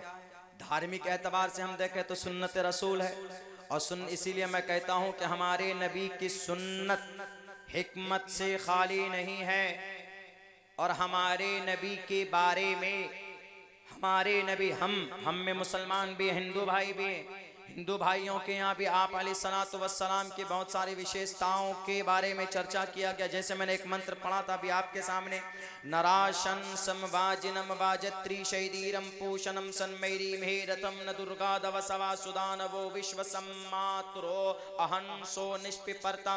आखिर में एक जुमला है, इसमें कहा गया नराशंस लोगों को गुनाहों से निकालेगा, लोगों को Narashans will free from sins, will free the people from sins।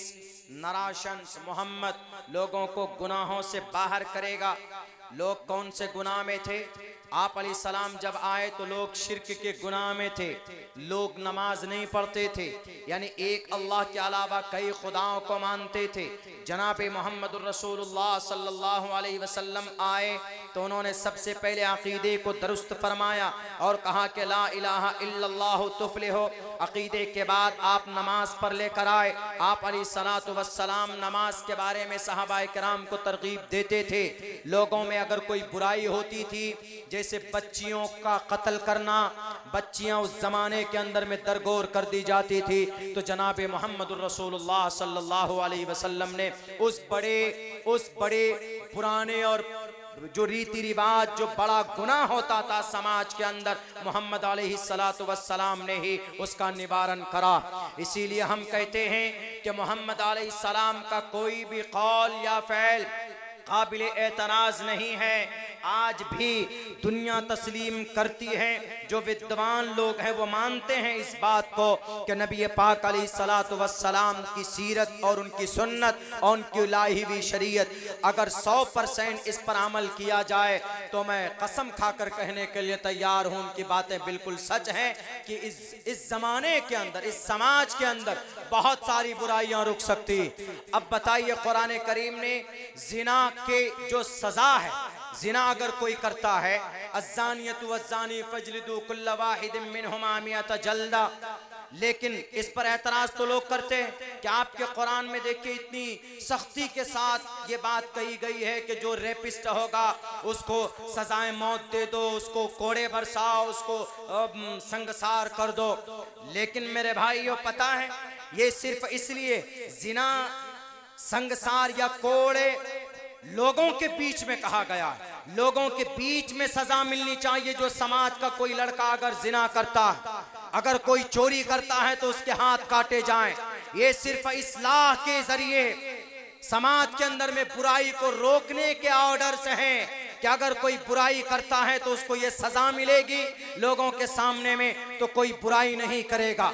जैसे मिसाल के तौर पर आप कैसे रोक सकते हैं इस बीमारी को? अल्लाह का कुरान कहता है कि वला तक़रबुज़ ज़िना इन्नहु काना फ़ाहिशा, कि जिना के करीब मत जाओ, बहुत गंदी चीज है। तो जिना के करीब न जाओ, क्या मतलब है इसका? हम कैसे जिना के करीब न जाएं? हम जाएं, उसके रास्ते होते हैं, उसको पहले तैयार किया जाता है। उस रास्तों को कैसे? मोबाइल के जरिए से, फेसबुक के जरिए से, व्हाट्सएप के जरिए से। देखेंगे ना आप, फेसबुक के जरिए से ऐसी दोस्ती होती है, पाकिस्तान से यहाँ आकर शादी कर लेते, या यहाँ की लड़कियाँ इटली चली जाती, या चाइना की लड़की यहाँ आ जाती। वो कम्युनिकेशन। अभी देखे 2 दिन पहले एक शादी हुई, एक 80 साल का बूढ़ा आदमी है, शादी हुई है, वो कोई हीरोइन है, वो शायद 45 साल की, उससे शादी कर ली। हम ये नहीं कहते कि गलत है, लेकिन एक माइंड ब्लोइंग चीज, मतलब एक अट्रैक्शन है, एक लगाव है। इस्लाम में सिर्फ एक ही रास्ता है, अट्रैक्शन वट्रैक्शन इस्लाम में कुछ नहीं होता। सोशल मीडिया हेलो हवा यू इस्लाम में नॉट अलाउ। अगर आपको समाज में अगर किसी औरत के करीब जाना है, किसी लड़की के करीब जाना है, या कोई लड़की किसी लड़के के करीब आना चाहता है, तो there is only one way, एक रास्ता है, वह रास्ता निकाह का है, शादी का। उससे पहले ये जितने भी नौजवान हमारे जो नाजायज संबंध बनाते हैं ना, मोबाइल की दोस्ती, फोन के जरिए, सोशल मीडिया के जरिए जो कुर्बत बढ़ाते हैं ना, बहुत खतरनाक चीज है। ये चीज नहीं होनी चाहिए। अल्लाह के नबी अलैहिस्सलाम ने मेथड बताया, तरीका बताया। समाज को पाक करना है, जिना से समाज को मुक्त करना है तो शादी करो। नबी का फरमान है, या माशर शबाब, ऐ नौजवानों की टोलियों, मन इस्तता मिनकुमुल बाअत फल्यतज़व्वज, तुम में अगर किसी के अंदर शक्ति है, बैंक बैलेंस है, नान नफका बीवी को दे सकते हो तो शादी करो। फल्यतज़व्वज, क्यों? फ़इन्नहु अग़ज़्ज़ु लिलबसर, शादीशुदा आदमी की निगाह की हिफाजत होती है, क्योंकि अगर मार्केट में जाएगा, किसी औरत के ऊपर अगर नजर पड़ेगी, उसकी नीयत के अंदर कोई अगर जर्रा बराबर कोई तब्दीली आई तो फौरन अपनी बीवी के पास जाकर अपनी ख्वाहिश पूरी कर सकता। फ़इन्नहु अग़ज़्ज़ु लिलबसर व अहसनु लिलफ़रज, जिना से भी बच सकता है। नबी की बात है, लेकिन समाज की कितनी बड़ी बीमारी से इलाज है। नबी की बात जरूर है, नबी की हदीस जरूर है, 1458 साल पहले हदीस की किताबों में लिखी गई, लेकिन अल्लाह के नबी अलैहिस्सलातु वस्सलाम ने आने वाली नस्ल की भलाई के लिए ये जो जिना होते, अभी लक्ष्मी नाम की लड़की, यही करीब में आपका नेपाल है, नेपाल की लड़की बेंगलोर के अंदर, उसके जिस्म के 60 टुकड़े किए गए, 60 टुकड़े, और 60 टुकड़े करके फ्रिज में रखा गया। 19 दिन के बाद जब उस फ्लैट से, जब उस रूम से बदबू आने लगी, तब करीब के लोगों ने कहा कि यहाँ पर कुछ गड़बड़ है। जब ताला तोड़कर देखा गया तो फ्रिज को उठाकर देखा गया तो 1 2 3 नहीं, 60 टुकड़े थे उस लड़की के। क्या है ये बिना शादी, ये जो लिव इन रिलेशन है ना, गर्लफ्रेंड बॉयफ्रेंड, ये इसका नतीजा है, पाक रिश्ता। अल्लाह के नबी भले ही बहुत पहले बता करके गए, लेकिन अल्लाह के नबी मौसम इंसानियत है, क़यामत तक के लिए अल्लाह के नबी को सारी चीजें बताकर रब ने भेजा था, देकर भेजा। या माशर शबाब, वो लड़की शादीशुदा थी, शादी हो गई थी उस लड़की की, एक बच्ची भी थी छोटी, लेकिन ओपन माइंड थी। ओपन माइंड बोलते हैं ना, धर्म कुछ नहीं, कोई बंदिश नहीं, बस खुलकर रहेंगे। तो उसके शौहर ने कहा कि तुम मेरी बीवी हो, मेरी धर्म पत्नी हो, तुम, ये बेटी हमारी है, और तुम जाती हो किसी से बात करती हो, तुमको मैंने देखा है कि रात को 2 बजे भी तुम मैसेज करती हो, please talk to me, I am not feeling sleepy, रात को नींद नहीं आ रही है, तुम्हारी याद आ रही है, अनाप शनाप इस तरह के करते हैं ना दिल फेंक आशिक लोग। हमारा नौजवान तबका सब कुछ भुलाकर यही काम करते हैं। बहुत खतरनाक और बहुत मुहलिक मर्ज है। बाजारू लैंग्वेज इस्तेमाल कर रहा हूं, माफ कीजिएगा। तो पता है उसके शौहर ने कहा कि तुम्हारा सब कुछ मैं हूं, तुमको जो चाहिए मेरे साथ करो। उस औरत ने कहा कि नहीं, मुझे नहीं चाहिए, मैं ओपन माइंड की, मुझे खुलकर जिंदगी गुजारने दो। तो शौहर ने उससे कहा कि ठीक है, तुम आजाद हो जाओ, तुमको जो करना। वो गई, जहां काम करती थी वहीं के एक लड़के से दोस्ती हुई, 6 या 7 महीने तक दोस्ती रही, अलग रहने लगी थी। एक उस कानून के बलबूते पर जो कानून अभी बना है ना, यूनिफॉर्म सिविल कोड में 18 साल की लड़की 21 साल का लड़का बिना शादी के शादी वाली जिंदगी गुजार सकते हैं, उसी कानून के पेश नज़र वो लोग रह रहे थे। भले ही वहाँ पर ये कानून इम्प्लीमेंट नहीं हुआ है, लेकिन ये लोगों के नौजवान की दिमाग में ये भूत सवार हो गया है कि ये इस तरह का कोई जिन्नात है कि अगर वो जिन्नात को ले आओ तो बिना शादी के भी जिंदगी गुजार सकते हो। तो उस तरह के भूत उनके दिमाग में सवार होते ही 6 महीने नहीं गुजरे थे, वो लड़का उस औरत के घर आती, उस लड़की की उस औरत के घर पर रहती थी, वो लड़का, वो दोनों साथ में मिलकर रहते थे। एक दिन किसी बात पर अनबन लड़ाई हुई, लड़का गया, उसका गला दबा कर मारता है, फिर जाता है बाहर से एक चाकू लाता है, बैठकर इत्मीनान से एक रात में काटता, उसके जिस्म के टुकड़े करता है और उसको फिर फ्रिज में डालकर वो भाग जाता है, अपने उड़ीसा पहुंच जाता है। बहरकैफ 19, 20, 25 दिन के अंदर वो केस वो मैटर सॉल्व हो गया। लेकिन क्या है, इससे बचने का कोई तरीका बताओ ना दुनिया वालों, है तुम्हारे पास नहीं है। हमारे नबी ने कहा, आप अलैहिस्सलातु वस्सलाम ने कहा, बल्कि कुरान कहता हुन्ना लिबासुल लकुम व अंतुम लिबासुल लहुन्न, नाजायज संबंध बिल्कुल नहीं, मर्द औरत एक दूसरे के लिबास हैं। नौजवानों से अल्लाह के नबी फरमाते या माशर शबाब मन इस्तता मिनकुमुल बात फल्यतज़व्वज, अगर आप बालिग हो गए हैं, आपको शादी की इच्छा है, आप बीवी को सक्षम है, उनको खर्च दे सकते हैं, उनको जिनसी एतबार से आप सुकून दे सकते हैं, आप उनका नाम नफ़क़ा अदा कर सकते हैं, आप उनके साथ एक बेहतर ज़िंदगी गुजार सकते हैं, तो रब्बे करीम का आखिरी नबी कहता फल्यतज़व्वज, निकाह करो, फ़इन्नहु अग़ज़्ज़ु लिलबसरि व अहसनु लिलफ़रज।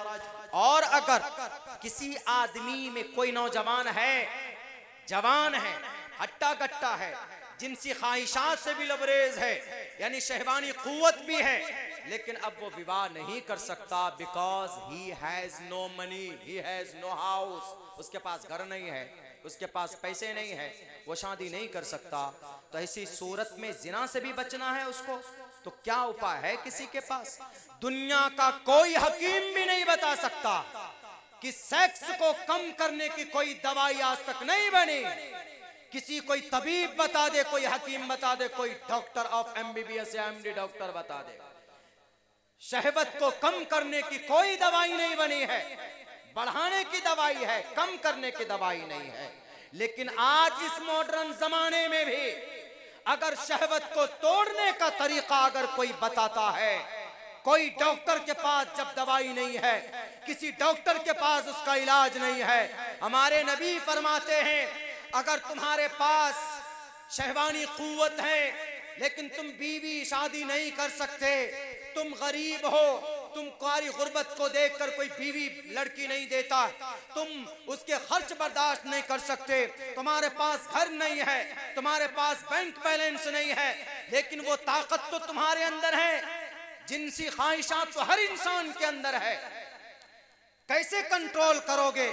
हमारे नबी ने उसका भी इलाज बताया, वमन लम यस्तती, और जिस आदमी में सक्षम ना हो, शादी नहीं कर सकता है, वो यानी दुनियावी एतबार से खर्च बर्दाश्त नहीं कर सकता है, तो अल्लाह के नबी फरमाते फ़अलैहि बिस्सौम, रोज़ा रखो, रोज़ा रखने से जिनसी खाई फ़इन्नहु लहु विजाउन, ये शहवत को तोड़ता है, रोज़ा ये शहवत को कम करता है। मिल गई दवाई, डॉक्टर के पास नहीं, हमारे नबी की हदीस में दवाई मिल रही। बताइए, कोई दवाई नहीं है, लेकिन अल्लाह के नबी फरमाते दोनों तरीका, दोनों रास्ते। अल्लाह के नबी ने इसलिए शादियां की, और मुसलमानों में इसलिए शादी की रिवाज, बिना शादी के नहीं रह सकते, मत रहिए। बिना शादी इंसान के फितरत के खिलाफ है। मनुस्मृति में एक मंत्र है, शुरू में पढ़ा था, उसका व्याख्या करता हूं। यथा वायुम समाश्रिते सर्वजीवन्ते जन्तव तथा ग्रस्तामा वर्तते इतारा शरामा। कहते शादी क्यों जरूरी है? इस्लाम में शादी पर क्यों फोकस है? इस्लाम में शादी पर फोकस इसलिए है ताकि लड़की लड़का दोनों गुनाह से बच जाए। बच्चियां बालिगा हो, शादी कराइए, देर मत कीजिए। लड़का जवान हो जाए, बालिग हो जाए, फौरन शादी कराइए, बिल्कुल देर मत कीजिए। और कोशिश हो अपनी निगरानी में रखे अपने बच्चों को, और अपनी बेटियों को, अपनी लड़कियों को, अपने लड़कों को। आज जो बच्चियां और बच्चे हमारे जो मुर्तद हो रही है ना बच्चियां, ये हमारी इसी का नतीजा है कि हम तसाहुल से काम लेते। क्या कहा गया इस मंत्र में? वही पैगाम जो अल्लाह के नबी के हदीस में यथा वायुम, वहां पर है या माशर शबाब, ए नौजवानों, नौजवानों की जमात सुनो। यहां पर भी है यथा वायुम, ए नौजवानों, मनुस्मृति का मंत्र है। कितनी बेहतरीन बात बताई। यथा वायुम समाश्रिते सर्व जीवंते जंतवा, जैसे हवा सांस इंसान की जिंदगी के लिए जरूरी है, ऐसे ही इंसान की पवित्र जिंदगी के लिए शादी जरूरी है। मनुस्मृति में महाजल पलवान वाले मनु फरमाते, वक्त चूंकि काफी हो चुका है, मैं भी अपनी बात पूरी करने की कोशिश करता हूं, बस मुख्तसरन ये बातें आपके सामने इसका व्याख्या कर दूं। यथा वायुम समाश्रिते सर्व जीवन्ते, जैसे इंसान को जिंदा रहने के लिए सांस जरूरी है, वैसे ही पवित्र जिंदगी के लिए बीवी जरूरी है। क्यों बीवी जरूरी है? इसलिए जरूरी है अगर नस्ल को आगे बढ़ाना है।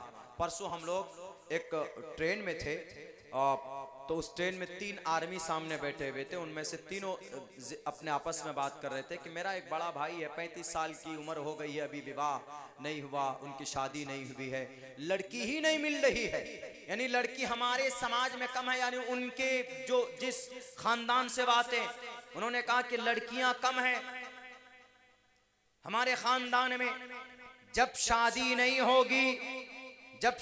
नहीं होगी और बच्चे पैदा नहीं होंगे, आज तो हम दो हमारे दो कह के बैंड लगा दिया, पाबंदी लगा दी, बल्कि हम तो कहते हैं हम दो हमारे 5, हम दो हमारे 10। ये नौबत तो नहीं आएगी कि 35 साल का यंग है, वेल क्वालिफाइड है, लड़की नहीं मिल रही है उसको। अरे जितनी जनरेशन बढ़ेगी तरक्की, मुल्क उतना तरक्की करेगा। चाइना हमारे मुल्क से बड़ी भी आबादी, सबसे ज्यादा यंत्र तंत्र कहां पर तैयार होते? चाइना में। एक एक चीज के मोहताज हम होते हैं चाइना के। हर सारे पार्ट्स वहां से बनकर आते हैं, कंप्यूटर का हो, बाइक का हो, मोबाइल का हो, आपके साउंड सिस्टम का हो, कोई भी आपका कोई पार्ट्स आता है तो made in China, from China, China से बन के आता। ऐसा नहीं है कि जहां पॉपुलेशन आबादी ज्यादा होगी तो वहां तरक्की नहीं होगी, अगर तरक्की नहीं होती तो चाइना में नहीं होती। इसीलिए कहा गया तथाग्रस्तामा, नस्ल को बढ़ाने के लिए, नस्ल को वजूद में लाने के लिए, तथाग्रस्तामा वर्तते इतारा शरामा, पवित्र तरीन शादी जरूरी है।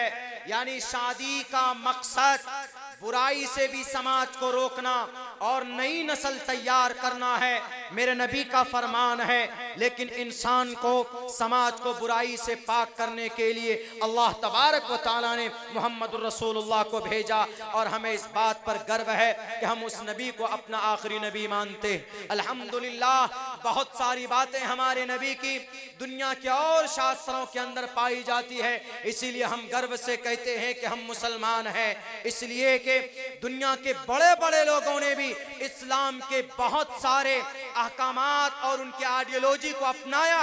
आज जो जदीद साइंस ने जो तरक्की की वो कुरान करीम की आयत पर उसकी तरक्की की बुनियाद रखी गई। आज जो मॉडर्न डॉक्टरों ने तरक्की की वो अबुल कासिम अज़्ज़हरावी की दिए हुए फार्मूले पर अमल करके दुनिया ने साइंस डॉक्टरेट की दुनिया में तरक्की की। मेरे भाइयों, इस्लाम सिर्फ इबादत का नाम, इबादत वाला मजहब नहीं, बल्कि इस्लाम में तरक्की के सारी बातें मौजूद है। कल परसों के बयान में एक दानिश्वर कह रहे थे, मौलाना आपके कुरान में साइंस नहीं, आपके कुरान में विज्ञान नहीं, आपके कुरान में मैथ नहीं, आपके कुरान में बहुत सारी चीजें नहीं। हमने कहा सब कुछ है।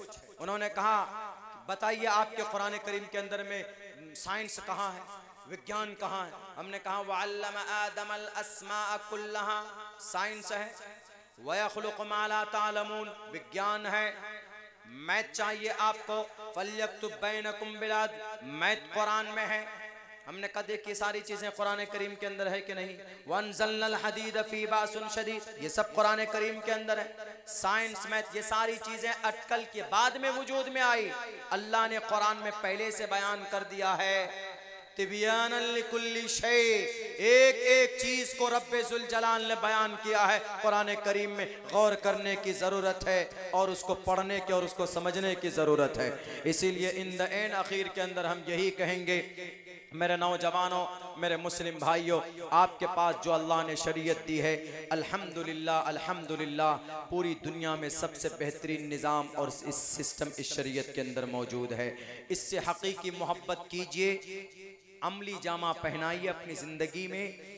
आप सिर्फ तकरीर सुनकर या जलसे से कोई फ़ायदा नहीं होने वाला जब तक आपकी ज़िंदगी के अंदर तब्दीली ना आए।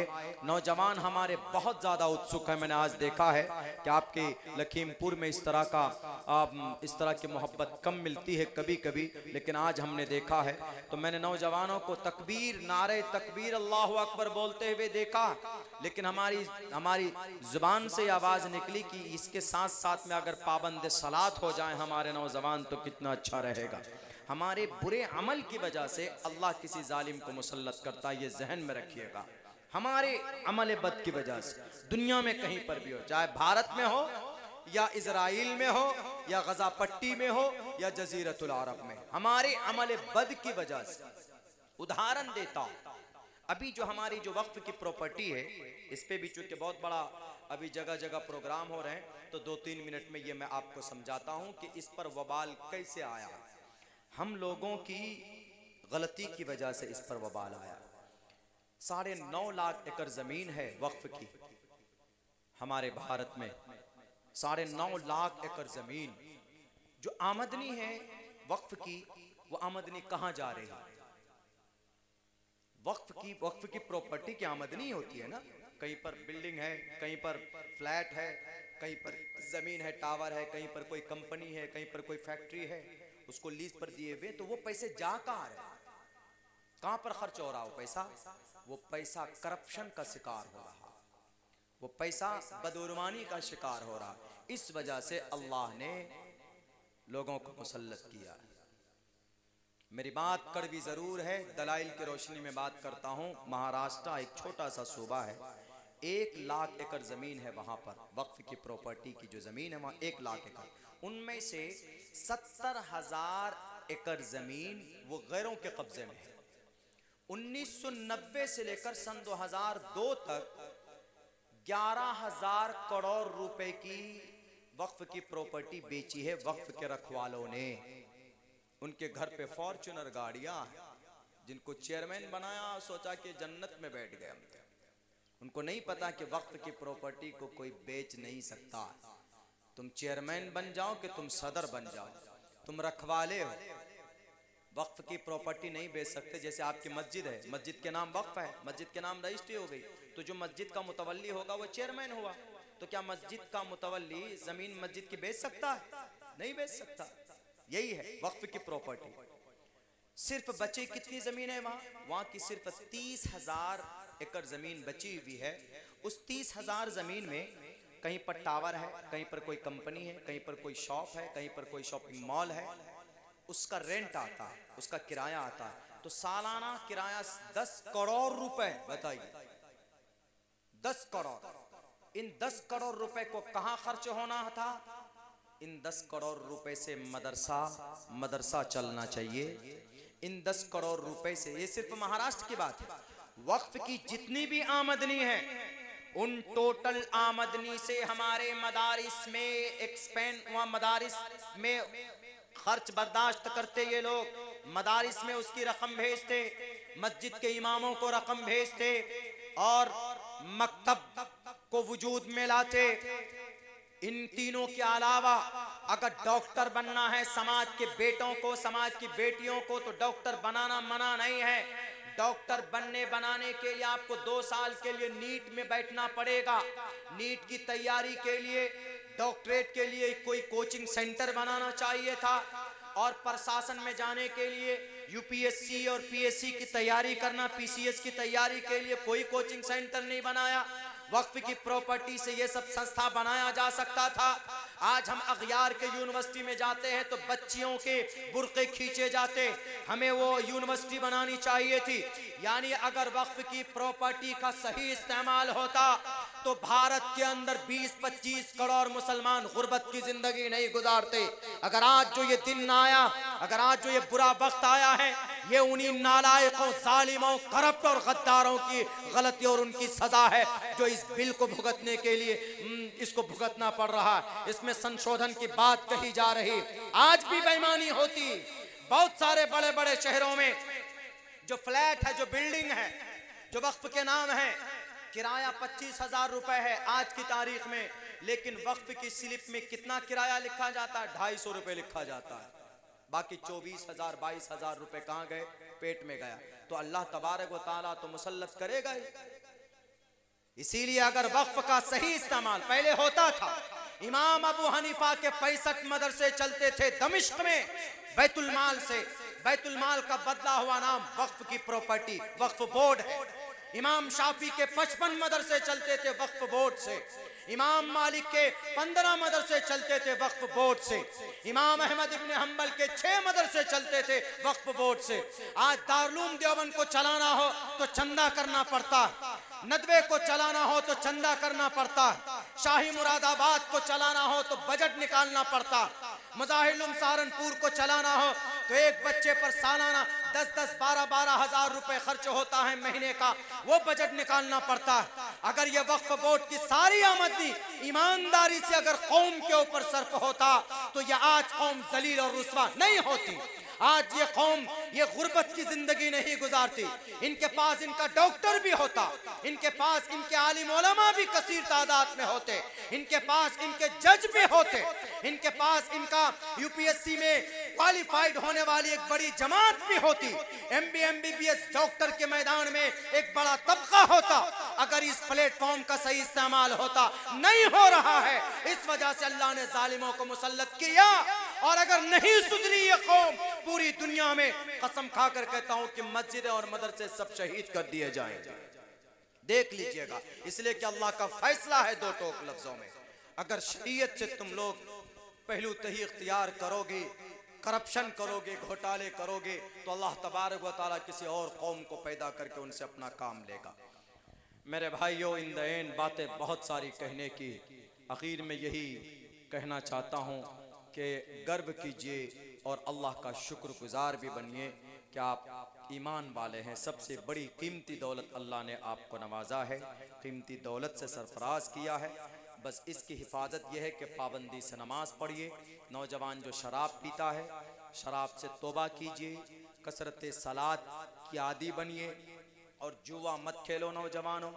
यहूदी इतनी ताकतवर इसलिए नहीं है वो जुआ खेलते, बल्कि यहूदी इतने ताकतवर आज इसलिए हैं, उन्होंने पिछले 70 साल में तालीम पर इतनी मेहनत की है, इतनी मेहनत की है दुनियावी तालीम पर। हालांकि कामयाबी की दलील नहीं है वो, लेकिन आज वो दुनियावी एतबार पर तिजारत में तो कामयाब है ना। आज वो दुनियावी एतबार से पैसों में उनके पास बैंक बैलेंस है ना। आज जजीरतुल अरब के लोग मुंह नहीं खोल रहे क्योंकि उनके मुंह में डॉलर से मुंह भर दिया, नहीं बोल सकते, कोई नहीं बोल सकता जजीरतुल अरब का कोई भी आदमी। हालांकि जजीरतुल अरब में अल्लाह ने इतनी दौलत दी है कि यूनाइटेड अरब अमीरात पूरी दुनिया को 10 दिन तक बिठा कर खिला सकता। इसलिए नौजवानों, मैं यही कहूँगा कि इस फसाद के वक्त में आपको तैयार होना है, कौम के लिए, समाज के लिए और अपने आप के लिए तैयार होना है। अपने आप के लिए तैयार होइए, मतलब आखिरत की तैयारी कीजिए। और दूसरी चीज़ ये है, कौम और समाज के लिए कहीं पर भी कोई जुल्म होता है तो उस जुल्म के ख़ात्मे की कोशिश कीजिए और अपने घर वालों का सहयोग कीजिए, सपोर्ट कीजिए। माँ बाप का अदब व एहतराम बहुत ज़रूरी है और उनके साथ रहिए, उनको सपोर्ट कीजिए।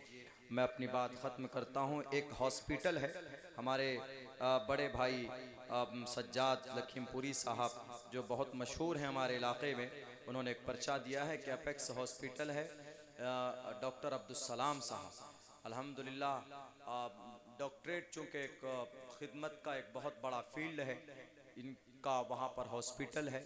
क्या निज़ाम, क्या सिस्टम है मैंने तो देखा नहीं है, बाकी आप लोग को वाकिफ़ कराना था कि आप लोगों को अगर ज़रूरत हो तो अपनी वुसअत के हिसाब से वहाँ पर जा सकते हैं, देखिए। और मैं उनके लिए भी दुआ करूँगा कि अल्लाह उनके इस हॉस्पिटल को कौम और समाज के लिए ज़्यादा से ज़्यादा ताउन पेश कर सकें, खिदमत कर सकें।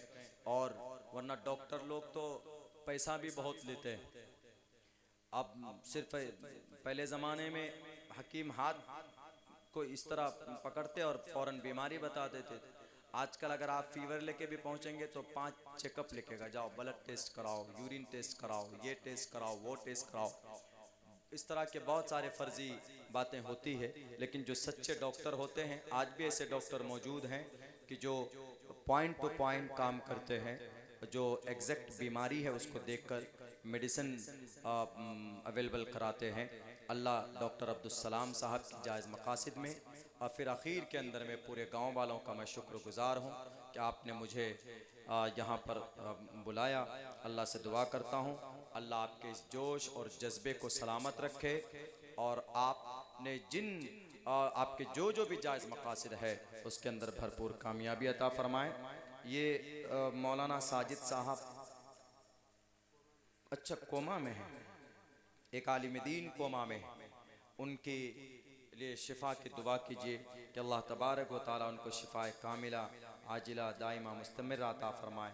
मोहम्मद मारूफ साहब हैं, दुआ मगफिरत इनकी। अच्छा ये दुआ मगफिरत पता चला कि ये हमारी गाड़ी का भी एक्सीडेंट हुआ तो किसी मदरसे में मगफिरत की दुआ होने लगी, तो एक्सीडेंट की खबर पहुंचते अभी 20 तारीख को ही हुआ। हमारी गाड़ी का अल्लाह ने बचाया, प्रोग्राम करके जा रहे थे तो रात को 3:30-4 बजे ड्राइवर की आंख लगी, गाड़ी 15 फीट खाई में गिरी, तो ये गर्दन में सब में चोट आई, लेकिन अल्लाह ने बड़े उससे हादसे से बचाया। तो जैसे ही सोशल मीडिया में सुबह डाल दिया बच्चों ने, वो इंश्योरेंस वालों ने डाल दिया, वो हमारा दोस्तों में से उसको हमने भेजा तो उसने पूरा फैलाया। अब एक मदरसे में कुरान खानी हो रही कि मौलाना अब्दुल्ला का एक्सीडेंट हो गया। अरे एक्सीडेंट हो गया, बताओ जिंदा है कि मरे? तब वो फोन करता, हजरत आप जिंदा हैं? मैंने कहा नहीं हूं। तो हेलो किसने बोला? बोला नहीं मैं कुरान खानी करा रहा था। नालायक, तुम फोन ही नहीं करते कम वक्त तुम। मैं ठीक ठाक हूँ अल्हम्दुलिल्लाह। तो ऐसे भी लोग कहीं जिंदा है और उनके लिए मगफिरत की दुआ कर रहे हैं। मोहम्मद मारूफ साहब है, इनकी शिफा के लिए दुआ करें। और दुआ मगफिरत डॉक्टर इस्माइल मरहूम लिखा आपने। चलिए मौलाना इमरान साहब, ये नाम है ना आपका? हाँ नईम साहब, बड़ी मेहनत रही आपकी। मैं बीमार होकर भी आपके यहाँ प्रोग्राम में पहुँचा, यह आपकी मोहब्बत की खुली दलील है। जब कोई किसी से बहुत सच्ची मोहब्बत करता है तो अल्लाह रास्ता निकालता है। हम यहाँ पर पहुँचे हैं, अल्लाह से दुआ करते हैं कि अल्लाह तबारक व तआला हमारे इस महफिल को, हमारी आमद को बेपनाह कबूल फरमाए। दुआ करें। सदर साहब हैं, करा दीजिए। आइए, नहीं करा दूँ? दरुद अल्लाहुम्मा सल्लि अला मुहम्मद व अला आलि मुहम्मद कमा सल्लैता अला इब्राहीम व अला आलि इब्राहीम इन्नका हमीदुम मजीद। अल्लाहुम्मा बारिक अला मुहम्मद व अला आलि मुहम्मद कमा बारकता। रब्बना आतिना फिद दुनिया हसनतम व फिल आखिरति हसनतम व क़िना अज़ाबन्नार। रब्बना ज़लमना अनफुसना व इल्लम तग़फिर लना व तरहमना लनकूनन्न मिनल ख़ासिरीन। ला इलाहा इल्ला अंत सुब्हानक इन्नी कुन्तु मिनज़ ज़ालिमीन। अल्लाहुम्मा इन्ना नजअलुका फ़ी नुहूरिहिम व नऊज़ु बिका मिन शुरूरिहिम। ए अल्लाह हमारे सगीरा कबीरा गुनाहों को माफ़ फरमा, तमाम लग़ज़िशों को, कोताहियों को दरगुज़र फरमा। या अल्लाह कुरान और हदीस की बहुत सारी बातें पेश की गई है, हम सबको उस पर अमल की तौफ़ीक़ अता फरमा। या अल्लाह यकीनन हमारे आमाल बद की वजह से आज हम पर या अल्लाह जुल्म के पहाड़ तोड़े जा रहे हैं। या अल्लाह इस मुबारक महफिल में बैठकर हम अपने तमाम गुनाहों से तौबा इस्तिग़फ़ार करते हैं। अल्लाह तो हमारे तौबा को कबूल फरमा। या अल्लाह हमारी बदअमली की सज़ा गज़ा पट्टी में 17,000 मासूम बच्चे शहीद कर दिए गए, उनको दी गई। या अल्लाह उन तमाम बच्चों को जो शहीद हो गए उनके दर्जात को बुलंद फरमा।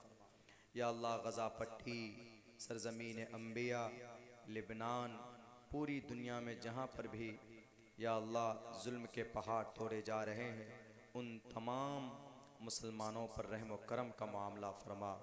या अल्लाह मस्जिद अक़सा की हिफाजत फरमा, हरमैन शरीफैन की हिफाजत फरमा। या अल्लाह जो लोग जुल्म कर रहे हैं उनको हिदायत की तौफ़ीक़ दे दे। अगर हिदायत उनके मुक़द्दर में नहीं है तो ऐसे ज़ालिमों से इस धरती को पाक व साफ़ फरमा दे। या अल्लाह हमारे मुल्क हिंदुस्तान में भी हमारे मदारिस की हिफाजत फरमा, हमारे मकातिब की हिफाजत फरमा, हमारे एक एक मसाजिद की हिफाजत फरमा। या अल्लाह खानक़ाहों की हिफाजत फरमा, उलमाए किराम का अदब व एहतराम हमारे दिलों के अंदर। या अल्लाह हमारे उलमाए किराम की इज़्ज़त व आबरू की हिफाजत फरमा। या अल्लाह इनकी दीनी खिदमात को कबूल फरमा। या अल्लाह दीन का काम जहाँ पर भी चल रहा है, हो रहा है, जिस एतबार से, जिस नज़रिए से, जिस लेवल पर, या अल्लाह तो उनको कबूल व मंजूर फरमा दे।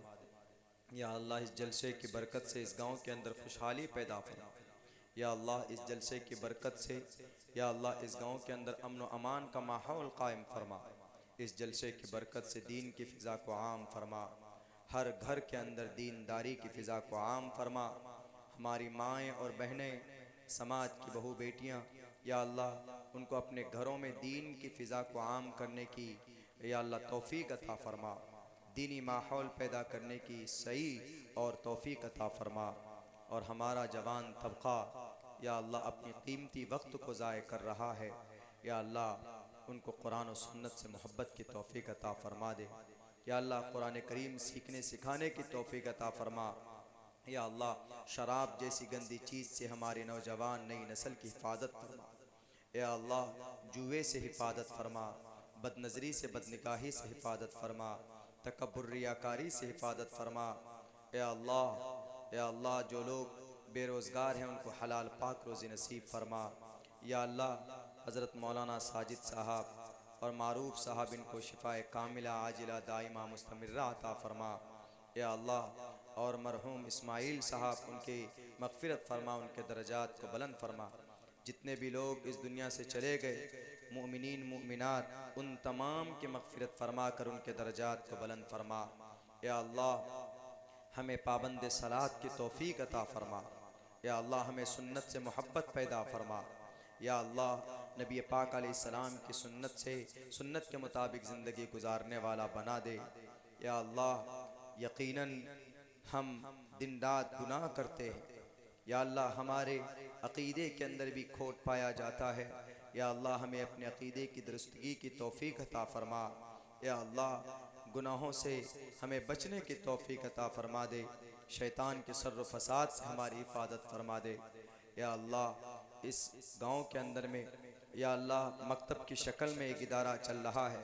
या अल्लाह उस इदारे को इस गाँव के लिए, आसपास के गाँव के लिए या अल्लाह दीन की खिदमत के लिए मज़ीद कबूल फ़रमा। जो लोग मेहनत कर रहे हैं या अल्लाह दामे दिर में सुखने हर एतबार से या अल्लाह उनकी खिदमत को कबूल, उनकी ताउन को कबूल फ़रमा। या अल्लाह इस जलसे को ऑर्गेनाइज़ करने में बड़ी मेहनत की, खुसूसन नौजवानों ने, पूरी बस्ती वालों ने, उनके जायज़ अग़राज़ व मक़ासिद में भरपूर कामयाबी अता फ़रमा दे। या अल्लाह जो लोग नाजायज़ मुक़द्दमात में गिरफ़्तार हैं उनकी रिहाई के असबाब पैदा फ़रमा दे। या अल्लाह जो लोग मासूम हैं, निहत्ते हैं, लाचार हैं, बेबस हैं, जेल में उनकी ज़िंदगी तबाह हो रही, या अल्लाह उनसे गैब से रिहाई का असबाब पैदा फ़रमा दे। या अल्लाह जो हमारे उलमाए किराम को चुन चुन कर जेलों में डाला गया है, या अल्लाह उनकी इज़्ज़त व आबरू की हिफाजत फरमा, उनकी रिहाई के असबाब पैदा फरमा दे। या अल्लाह जहाँ पर भी जुल्म तशद्दुद का बाज़ार गर्म किया जा रहा है, हिंदुस्तान में हो, पूरी दुनिया में हो, या अल्लाह उन सबको अमन व सुकून का माहौल कायम करने की तौफ़ीक अता फरमा दे। या अल्लाह हमारी निजी जायदाद को हड़प करने की कोशिश की जा रही, या अल्लाह हर तरह से हमारे जायदाद की, हमारे दौलत की, हमारे मस्जिद की प्रॉपर्टी की, मकतब मदरसे की प्रॉपर्टी की हर तरह से हिफाजत फरमा दे। हर एतबार से हमारे मदारिस की हिफाजत फरमा। हमारे मदारिस नहीं रहे तो शरीयत भारत के अंदर या अल्लाह इस पर इसको पढ़ने पढ़ाने वाले या अल्लाह कहाँ से होंगे, या अल्लाह इनका ख़ात्मा हो जाए। या अल्लाह हमारे मदारिस की हिफाजत फरमा, उलमाए किराम की हिफाजत फरमा। या अल्लाह हमारे जितने भी इदारे हैं, जिस लेवल के हैं, छोटे बड़े, हर एतबार से, हर शर व फसाद से उनकी हिफाजत फरमा। या अल्लाह दीन की खिदमत के लिए कबूल फरमा। इस छोटी सी मुख्तसर सी महफिल को नबी पाक अलैहिस्सलातु वस्सलाम के सदक़े तुफ़ैल में कबूल व मंजूर फरमा। सल्लल्लाहु तबारक व तआला अला खैरि खल्क़िही मुहम्मदिन व आलिही व अस्हाबिही अजमईन बिरहमतिक या अरहमर राहिमीन।